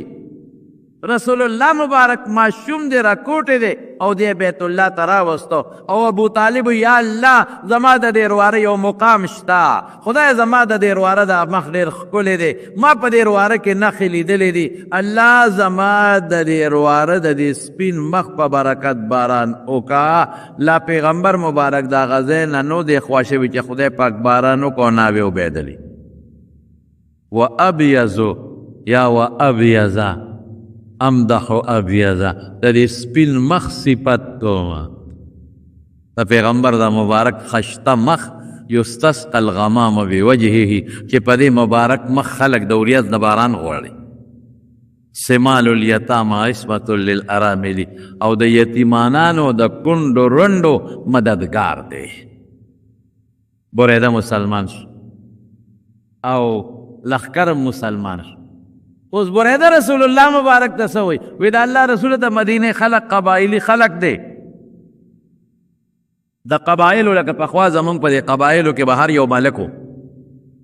چې د ملک سره به ور دیره به شو نو بس بیا به چاته غږ نه شو کوی ملکي نظام نو ته داسې که زما په ملکۍ کې مدینې ته داخل شوې نو ته به محفوظې توګه ته غږ بیا نه شي کولی حضور پاک وی ډېره ښه ده نو بریده خپل پټکي راکوز کو د نیزې په څوکه کې ورشو او د رسول الله مبارک د اوښکې واګې ونیولې او لښکر ته وی ګیر چاپېره شي څوک نقصان ونه رسوي او یا خلکه واورئ رسول الله مبارک د بریده په ملکۍ کې او په امن کې مدینې ته داخلېږي ګورئ که چا پس کږه سترګه وکتل چې سترګې ته وباسم هغه انسان کې د سور وضو نه د پیغمبر بیا حضرت ابوبکر ته وګوره رضی الله عنه بیا د په یو غار کې درې شپې د کافرو نه پټېدل څومره ګران کار دی او بیا د الله حفاظت دلته الله دام ښیي او مکې والا ته ویل لا تنصروه که تاسو را د مدد ونه که فقد نصره الله الله مدد اذ اخرجه الذین کفروا کافر وویسته مجبوره اذ هما فی الغار دواړه په غار کې وز یقول لصاحبه ملګري ته وی لا تحزن زما متعلق سوچ او فکر مه کوه ان الله معنا الله د رسول الله مبارک څومره کلک ایمان په لاره ولا الله څونه مدد الله د دین دپاره که ته محنت کې او تکلیف تیرې او مشقت برداشت کې الله به دې مدد کوي بقیه د مدینې منورې د رسېدو نه پس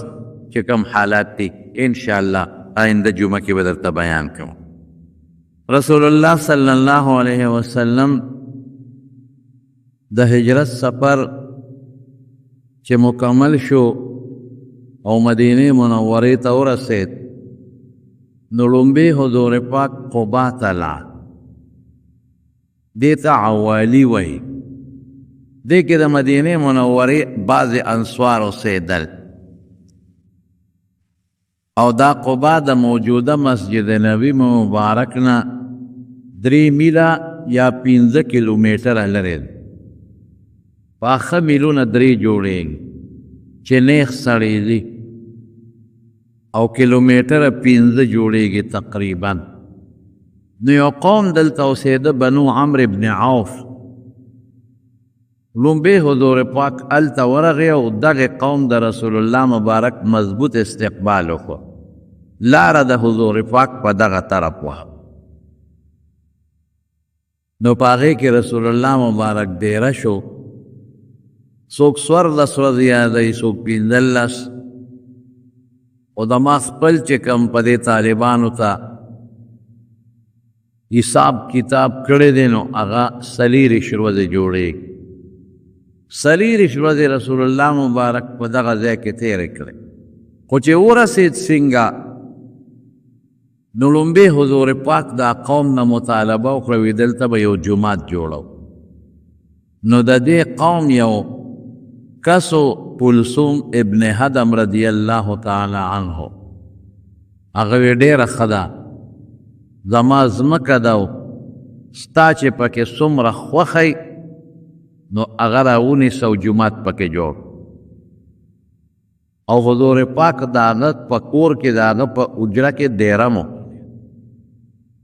د لومبې د مدینې منورې د رسېدو نه پس جومات جوړ شو هغې جومات ته مسجد قبا وایي لکه قبا د دغه کلي نوم دی چې کوم دی دا جومات جوړ شوی او چې بیا جومات جوړېده نو په خپله پکې حضور پاک مبارک خدمت کړی بلکې علما لیکي چې لومبی خسته نبی علیه السلام کېښوده دویمه خسته حضرت ابوبکر صدیق رضی الله عنه کېښوده او درېیمه خسته حضرت عمر فاروق رضی الله عنه کېښوده کچه خسته وي او بیا پې شروع شوه نو جومات جوړ شو مزه ده حضور پاک ورې میلمه او صحابه به ورته وی د الله رسول ته مه کوه ته صرف زمونږ تماشه کوه مونږ ته چل ښایه لیکن رسول الله مبارک په خپله په جومات کې خدمت کړی خښته به یې راوچته کړه صحابه به ترې واغېشت زر به بل را واغشته صحابه و بته واغشته زر به بل را واغشته صحابه و بته واغشته دیکھ دے خبر ته اشارت ته چې د جمعات آبادی او په جمعات خدمت دا د پیغمبر مبارک سنت ته ډیر لوی ثواب لري رو چې وسم کېږي په جمعات کې خدمت کوي جمعات د چاوینا که امامی د جمعات ما خو پکې امامتی کوي خلکو ته سبق کوي خلکو لمونځ ورکوي جمعات د خدای کور دی نو چې د الله کور دی الله پکې اوسیږي نه دا نسبت الله ته تشریفاً شوی دی د الله عبادت پکې کېږي د جمعات نه قیمتي دی بل نشته او هغه انسان خوش قسمته دی چې د هغه پیسې د هغه ځمکه د خدای کور کې ولګي دا به د قیامت پر ورځ پته لګي من بنا لله مسجدا بنا الله له بیتا فی الجنه حضور پاک فرمایي چې چا د خدای کور جوړ کړل به خدای په جنت کې کور جوړ کړي بلکې یو حدیث کې داسې راځي من بنا لله بیتا بنا الله له بیتا فی الجنة من الدرر والیواقیت چې د په جماعت جوړ کړو خدای پاک بوله په جنت کې د ملغلرو او د یاقوتو محل جوړ کړو چې د خدای محلی یعنی الله جوړ کړي په فرشتو او پاغه کې ملغلر او یاقوت سره کاڼي ولګي چې به مزیدار سمره بلکې یو حدیث کې داسې راځي چې چا په جمعات کې د چنچنې د اگې عمره د جال عمره کار وکړو من بنا لله مسجدا یو جمعات جوړ ک ولو کا وقر قطات د مرغې د جال عمره یو ځای پکې جوړ کو نو بنا الله له بیتا فی الجنه الله بوله په جنت کې محل جوړ وسم کېږي زمارونو جمعات کې خدمت کوي جمعات کې کار کوي خپل پیسې په جمعات کې لګوي نیت دا کوي چې دا د خدای کور دی دا ما کور کې چې ما سره سو خدمت کې زه خوشحالیږم چې دا الله کور کې زه خدمت کې الله خوشحالی دا وایه چې دې کې به خلک منځ کوي عبادت په پکې کوي دې کې به خلک اعتکاف کوي دې کې به ماشومان قرآن شریف زده کوي دې به کې به خلک نفلونه کوي دې کې به خلک د الله ذکر کوي دې کې به خلک الله راضي کوي ټول عبادت دی او رسول الله صلی الله علیه وسلم فرمایي خیر البقاع مساجدها په ټولو ځمکو کې بهترین ځمکه د جمعات ده وشرها اسواقها او خراب ځای بازارونو کې اکثر دروغ ویل کېږي بازارونو کې دوکې کېږي د الله په نوم قسمونه پکې خوړل کېږي کم مال پکې خرڅېږي مسلمان سره ظلم پکې کېږي په بازار کې او دې مار د خدای په نوم په دروغ قسمونه خوړل کېږي مونږ ځان له بازارونه جوړو ټیک د منع نه دی که یو سړی یو دکان یا بازار جوړ کړي د کرای دپاره لیکن ځان له د آخرت د کرای غم مه وکړه تو خو دکان جوړ کې او مارکیټ جوړ کې چې ماله به د میاشتې کرای راځي زه به هم خورم زما بچي به هم خوري نو ځان له یو داسې مارکیټ هم جوړ کا جومات او مدرسه چې په آخرت کې د هغې کرای راځي دا خو لږه زندګي ده هوښیار سړی هغه دی چې د هغه پیسه د خدای په کور ولګي او جومات کې خدمت کوي ښه د زړه د اخلاص د به جومات کې خدمت کوي مالی خدمت بدنی خدمت چې څومره هم کېږي خدمت کوي دا د دواړو جهانو مبارک سردار لګیا دی او په جومات کې په خپله خدمت کوي او لومپیا د خدای کور جوړ کړو زمونږ خلک چې یو ځای کې کورونه جوړوي لاول کور خپل جوړوي او وروسته بیا جومات ته چندې غواړي خدای مو بخښه جومات ته ځمکه الو یو 15 مرلې یو 3 مرلې یو نه پیسې او بل نه پیسې او بل نه پیسې او بل نه پیسې دا چا چې 20 جربه او 15 جربه ځمکه فرسه کړه په پلاټونو د ده دا وس نو چې یو کنال ځای پکې د خدای کور ته هم پرېښی وی دا ظلم ولې خلک کوي دا ځمکې تاسو پیدا کړي که دا خدای پیدا کړي دا ځمکې د انسان جوړې کړي که دا الله جوړه کړې ده دا ځمکه ستا ده او که دا د الله ده لله میراث السماوات والارض مونږ به ټول تیزو اسمانونه او ځمکې ټول الله ته پاتې ده نو د خدای ځمکه خدای له نه ورکې 50 جربه او 80 جربه او 100 جربه او 100 جربه او 200 جربه پلاټیشن به وکړي جومات به پکې نه او که جوړی هم چېرته نو یو رکوټي جومات به جوړ کړي هلکه ډېر پکې جوړ کړه نږدې نږدې جوماتونه جوړ کړه چې خلک پکې منځونه کوي په الله ور واړوه دونه بچو له ګټې سا خیرت کې ځان له وکړه بعضې خلک پلازې جوړي کې غټې غټې پلازې جومات پکې نه جوړی خلک پکې منځونه کوي خو یو کوټی او په هغه کوټه کې خلک ودرېږي هلکه مستقل جومات جوړ کا یو چت پکې الله ته وقف کو جومات ته وقف کا ښه چت پکې وګوره چې کوم خلکو ته اساني هغه چت د خدای کور ته وقف کا مه یېرېږه د پیسو د ډوډۍ نه خدای به درکړي نو لومبې یو حدیث کې داسې راځي من علق فی المسجد قندیلا چا چې په جومات کې یو لارتین ویزان کا مورخوس یو لارتین یو بلفی جومات لا واغشته د بجلی فټینګ یو که په جومات کې یو راډیو لګو په جومات کې صلى عليه 70,000 ملك حتى يطفئ ذلك السراج تر سوچ د ډیوه نیمړه شوي او یا زره فرشتې بدل سوالونه او دعاګانې کوي او یا زره فرشتې دله دعا کوي تر څو چې دا قندیل دا لاټین دا بلف نی سوځېدلې دا راډ نی سوځېدل څومره لوی اجر او څومره لوی ثواب او یو حدیث کې راځي چې چا په جومات کې قالین واچاو کارپیټ په جومات کې واچاو درې په جومات کې خوره کړه عظیم دقسې الفاظ دي چې او یا زره فرشتې بدله دعاګانې غواړي تر څو چې هغه کارپیټ او هغه درې په دې جومات کې پرته وي او شلیدلي نو رسول الله مبارک لومبې جومات د قبا جوړ او بیا په هغې کې مونځ په خپله شروع او هغه کلثوم ابن هدم رضی الله عنه والامام الله پاک ډېر عظیم ذات دی او رحم والا ذات دی نو مکه ته پاتې شوه مکه کې به عمره کېده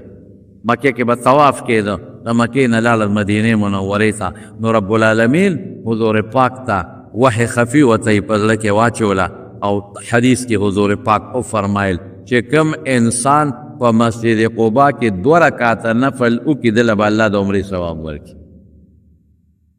څومره لوی عجب په عمره خو ډېر لوی وخت لګي 2 نیمې 3 ګنټې په عمره لګي او بیا ستړی بنده دومره شي چې په هغه ورځ عبادت ته شوق بیا نه کېږي او دا لنډ احسان دی 2 رکعاته نفل کوه من تطهر فی بیته چې په خپل کور کې دې ځان پاک کې اودس وکړي یا په خپل بلډینګ کې یا په خپل رهایش کې او بیا لاړ مسجد قبا ته 2 رکعاته مونځ یې وکړه الله به د عمرې ثواب ورکړي او الله صفت کوي لمسجد اسس علی التقوا مسجد التقوا دی دا هغه جومات چې بنیاد یې په پرهیزګارۍ کې ښودلی رسول الله مبارک به هر د خالی پرسته په ترمذي شریف کې راځي هر د خالی پرست کله به پیاده ته او کله به په سورلی ته او په هغې کې به یې مونځ کوه اوس هم حاجیان صاحبان دي که عمرې والا دي هلته مزدورکار دي که څوک هسې مدینې شریفې ته راشي نو مسجد قبا ته ځي او 2 رکعاته نفل پکې کوي هر وخت دا جومات د خلکو نه ډکي د دې خلکو د حضور پاک زمانې نه والا اوسه پورې او تر قیامته پورې چې څوک پکې 2 رکعاته منځ کوي او د عمرې ثواب یې کېږي تا به نه کمیږي او د دوی برابر ثواب به د هغه صحابي کېږي چې چا دې جومات ته ځمکه وقف کړی بیا پکې حضرت عثمان رضی الله عنه هغه جومات اوس پړد او مزیدار خشته جوړ د حضرت عثمان رضی الله عنه په نه پس بیا حضرت عمر ابن عبدالعزیز دوباره روان کو ډېر خشته کولاویم کو او ډېر مزیدار یې جوړ بیا د ترکو بادشاهانو هره زمانه کې چې بادشاه راغلی مسجد قبا کې کار کړی دی او موجوده د سعودي حکومت مسجد قبا جوړ کړی دی او ډېر خشته مزیدار یې جوړ کړی اوس پکې لګیا دي لږې نور هم فراخه کوي مزیدار جومات خشته دا هغه صحابي کور هم پکې اوس شامل شوی دی کلثوم ابن هدم او خلک ځي او 2 رکعاته 2 باندې کوم ځای څوک صبري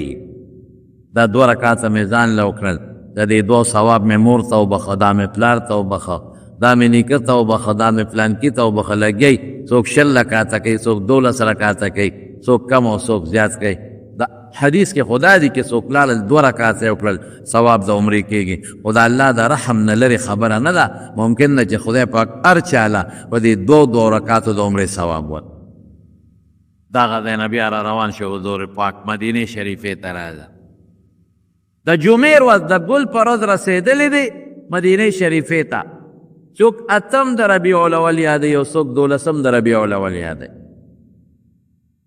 او د ګل ورځ یقیني وه چې د ګل په ورځ ورسېد او د جمعې په ورځ 40 ورځې پس د جمعې په ورځ تېره ووت د مدینې خلک په تمه دي چې حضور پاک به کله راځي مدینې ته 24 دن پس په لاره کې چې راووته نو هلته یو محله ده د بنو سالم هغې کې د جمعې منځو خلک هم خوشحاله شو رومبې د جمعې مونځ دقلته وشو رسول الله مبارک ګورې رومبې مونځ هلته هم جومات جوړ شو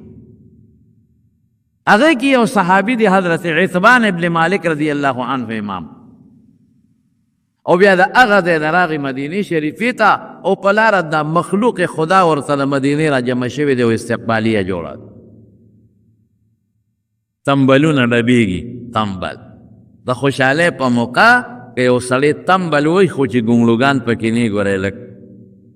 او شپېلی میلی او بل شی ورسره ني نو شامي وی په دې یو لاسي نیسه او په دې بلې ډبوه د خوشحالۍ په موقع ودونو کې هم والی شي د زوی د سنتي په هغې کې هم والی شي داسې نور د خوشحالۍ موقع نو تمبل والی شي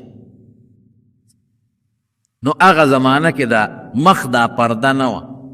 د سر د لیچو دا پرده نه وه نو زنانه په کوټو باندې ناستې دي څوک په دیوالونو راختلي دي او څوک په لارو کې او ماشومان هم دي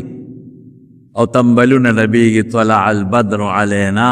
من ثنیات الوداع اوهو د دغې بره طرفونو نه د دې درو نه د 14 سپومې په موږ راوخته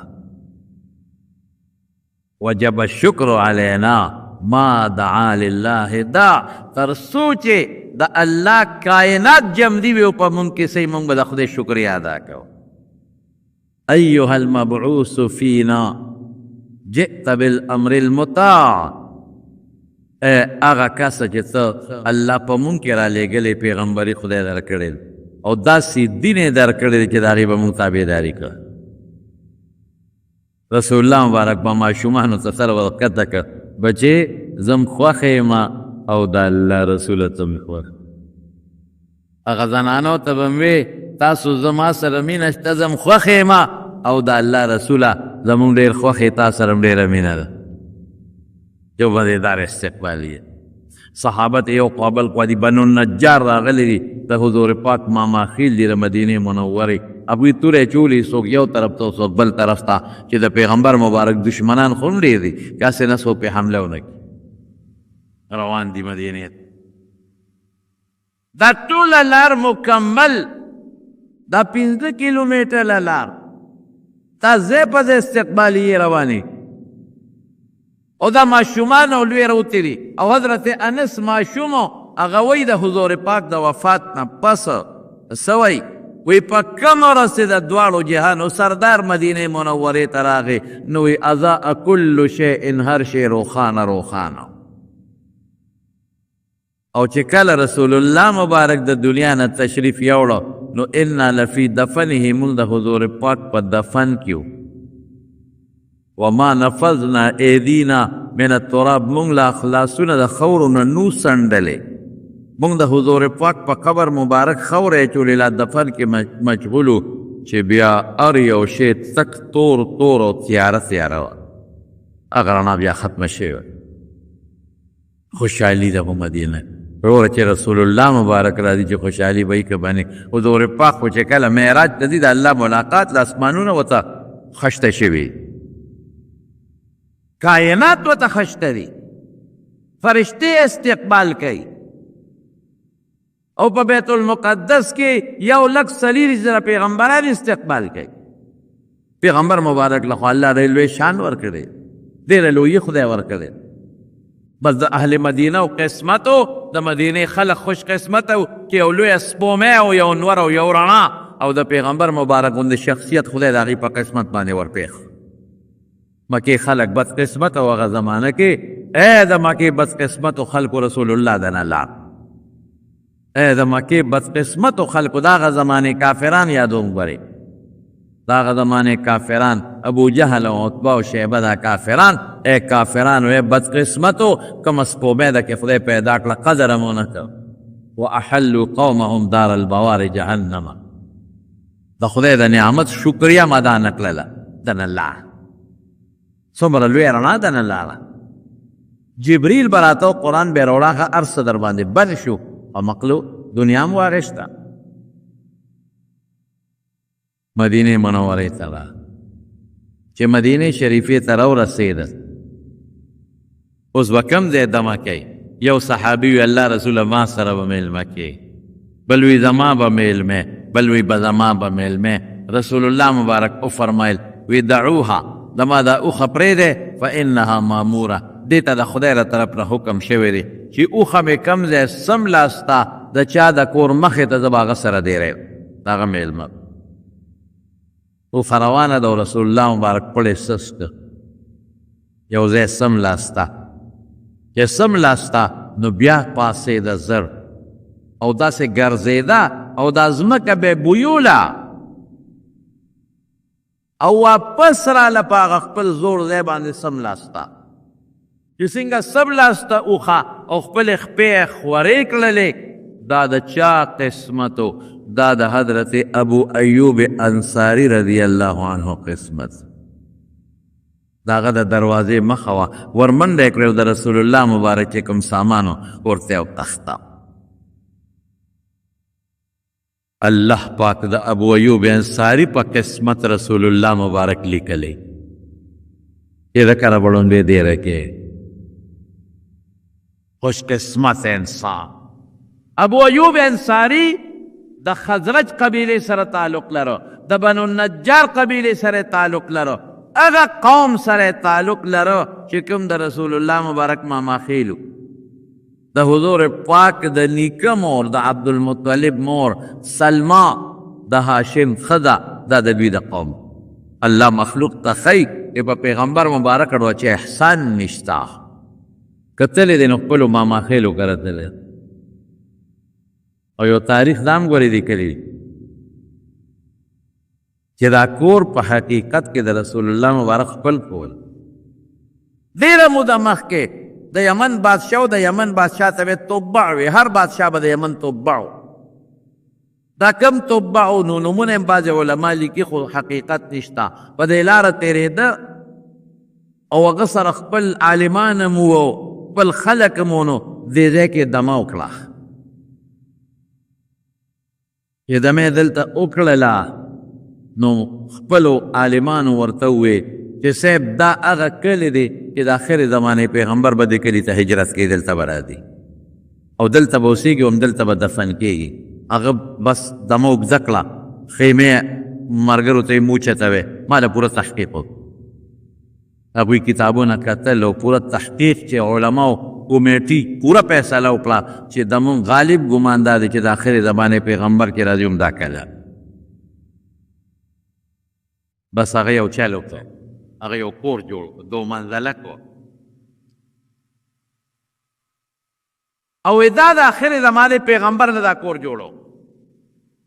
او په خپلو عالمانو کې چې کوم نیک عالم و هغه یې پکې دی رکړه او هغه له د پردونو شتار سے انتظام وکړو. وایي ته به په دې کور کې اوسېږې، که ستا په ژوند کې د آخرې زمانې پیغمبر راغی دا کور د هغه دی ورته به پرېږدې او که ستا ژوند کې رانغی ته به دې دوی ته وصیت کې چې بچې که ستا په ژوند کې راغی دا کور د هغه دی ورته به پرېږدې او که د زوی په وخت کې دې رانغی نو به خپل زوی ته وصیت کوي، اب خپل ته وصیت کوي او دې توبع بادشاه یو ختم ولیکه نبی علیه السلام ته چې دا کور ما تاله جوړ کړی دی او دا ستا دی که هر کله ته رالې دا کور بس دی. هغه عالم چې وفات شو هغه خط خپل زوی له ورکړه، زوی چې مړ کېده هغه خط هغه خپل زوی له ورکړه، چې مړ کېده هغه خط هغه خپل زوی له ورکړه، چې مړ کېده هغه خط هغه خپل زوی له ورکړه چې دا بچې تا سره وي، دا د نسبا موږ سره را روان ده او دا کور د آخر زمانه د پیغمبر دی، دا کورم دا او دا خط په مورکه وی دا ابو ایوب انصاری رضی الله عنه دا هغه عالم نو اسیو چې رسول الله مبارک ورغی نو دا کور د پیغمبر مبارک په حقیقت کې او ختم ولا ورکو چې صاحب نسبن د توبه بادشاہ دا خط تاسو لپاره یو داغه پیغام له دا وسو. لیکن بیا موضوع پاک سموده په دې کور کې اوسېدل دي، مستقر نه دی اوسېدل، ځان له بیا خپل کور جوړ کړي. او عجیب دا وا چې ابو ایوب انصاری کر حضور پاک ډیره شو، نو ابو ایوب انصاری ته وی چې مال میلمانه راځي او مال خلق راځي، نو تبه مهرباني وکړه تبه بره ډیره شي او زه به لاندې، ولې که زه بره په دویم چت کې مو دا میلمانه راځي او ماله بله راخیږي نو په تا باندې به میلمانه ستا په کور والا تېرېږي را تېرېږي نامناسبه. الحمدلله هغه وی ښه. ابو ایوب انصاري وی مونږ به راوختو او رسول الله مبارک لاندې وی د شپې راته ښه ده وی چې سړي دا هم څه غلطي وکړه، موږ غواړو سوچ ونه که حضور پاک به لاندې وي او مونږ به بری، زمونږ خپې به د رسول الله مبارک د پاسه وي او به زمونږ د خپو نه لاندې به وي، دا خو غټه بېادبي ده. یاره واقعي ښځې دا خو خو نه کړل، دا به څه کي؟ وی مونږ په دې سوچ کې وو چې مونږ سره یو لوښی و په هغې کې اوبه وې، وی ارانه واوړېده، اوهو دا سوچ وو دا اوبه خو به اوس په دې چت کې لاندې وبېږي او چې د په حضور پاک ورو دا چت ونه څڅېږي، نو مونږ سره یو غټ څادر و، بل څادر نو هم پکې کېښود په هغه اوبو کې چې هغه اوبه ځان ته راکاږي چې د اوبه په حضور پاک ورو نه څڅېږي. وی دقه یو څادر و بل نو راسه او سمه یخني وه ګړزېدو د یخنۍ نه، او څه چلم وکړو د دیوال غاړې ته زه مدرېدم او ښځه مې مدرېده، چېرې حضور پاک خو د دیوال لا خوا کې نه دی، لږ میاس کېده چې زموږ د خپو لاندې نه شي. وی ټوله شپه ما او ښځې په هغه یخنۍ کې رپېدو او د دیوال غاړې ته م تېره کړه، او چې سار شو نو راکوز شو حضور پاک ته م درخواست وکړه چې د الله رسوله بیګام ټوله شپه دیوال سره تېره کړي چې سته زموږ د خپو لاندې نه شي. دومره ادب وکړه، دونه احترام، مونږ نه دا کار نه کېږي، ته به بری او مونږ به لاندې یو، ته به زموږ د خپو لاندې خو نه. رسول الله مبارک وفرمایل چې نه خیر دی که تاسو بری او زه لاندې نو څه بېادبي نه ده او نه څه ګناه ده، خو که زه بره شم نو دا سړي به راځي او هر وخت به ستا ښځه به کور کار کوي او دی به پرې راتېرېږي، دا نامناسبه ده. نو هغه ورسره بیا ومانله. دلته م لومبې پیغمبر مبارک څه چل وکړو، د ټولو نه مخکې جومات دلته م جوړه، یو ځای د دو یتیمانانو د یو نوم سهل او د بل سهیل، وی دا ځای خوښ د جومات دپاره، هغې وی ډېره ښه دا خو یتیمانانو پلار یې مړ او ترې جمدی و، نو ترې وی بلکل دا زمونږ دپاره سعادت دی، دا ځای مونږ جومات ته وبخ. څه خبره نه ده یتیمانان دي، یتیمانانو له به زه بل ځای عوض ورکړم په خپل پټي کې. نبي علیه السلام وفرمایل نه ده دا خیراتي نه الو، پیسې به درکو. هغې وی نه پیسې نه الو، رسول الله مبارک وفرمایل نه پیسې به درکو، دا یتیمانان دي واړه دي. نو لس اشرفه لس دیناره حضرت ابوبکر صدیق رضی الله عنه د خپل جیب نه ورکړې او د مسجد نبوي لومبۍ ځمکه حضرت ابوبکر په لسو اشرفو په خپلو ذاتي پیسو واړشت. څومره هوښیار، تر قیامته پورې په مسجد نبوي کې چې یو مونځ کې نو یو حدیث کې راځي یو په 1000 ثواب او بلکې 50,000 چې په نورو جوماتونو کې 50,000 منځونو کې او په مسجد نبوي کې یو منځو کې ثواب برابر دی. دا چې څومره خلک پکې منځونه کوي تر قیامته پورې د دې ثواب به نه کمیږي او د دې برابر ثواب به د حضرت ابوبکر صدیق په عمل نامه کې لیکلی کېږي.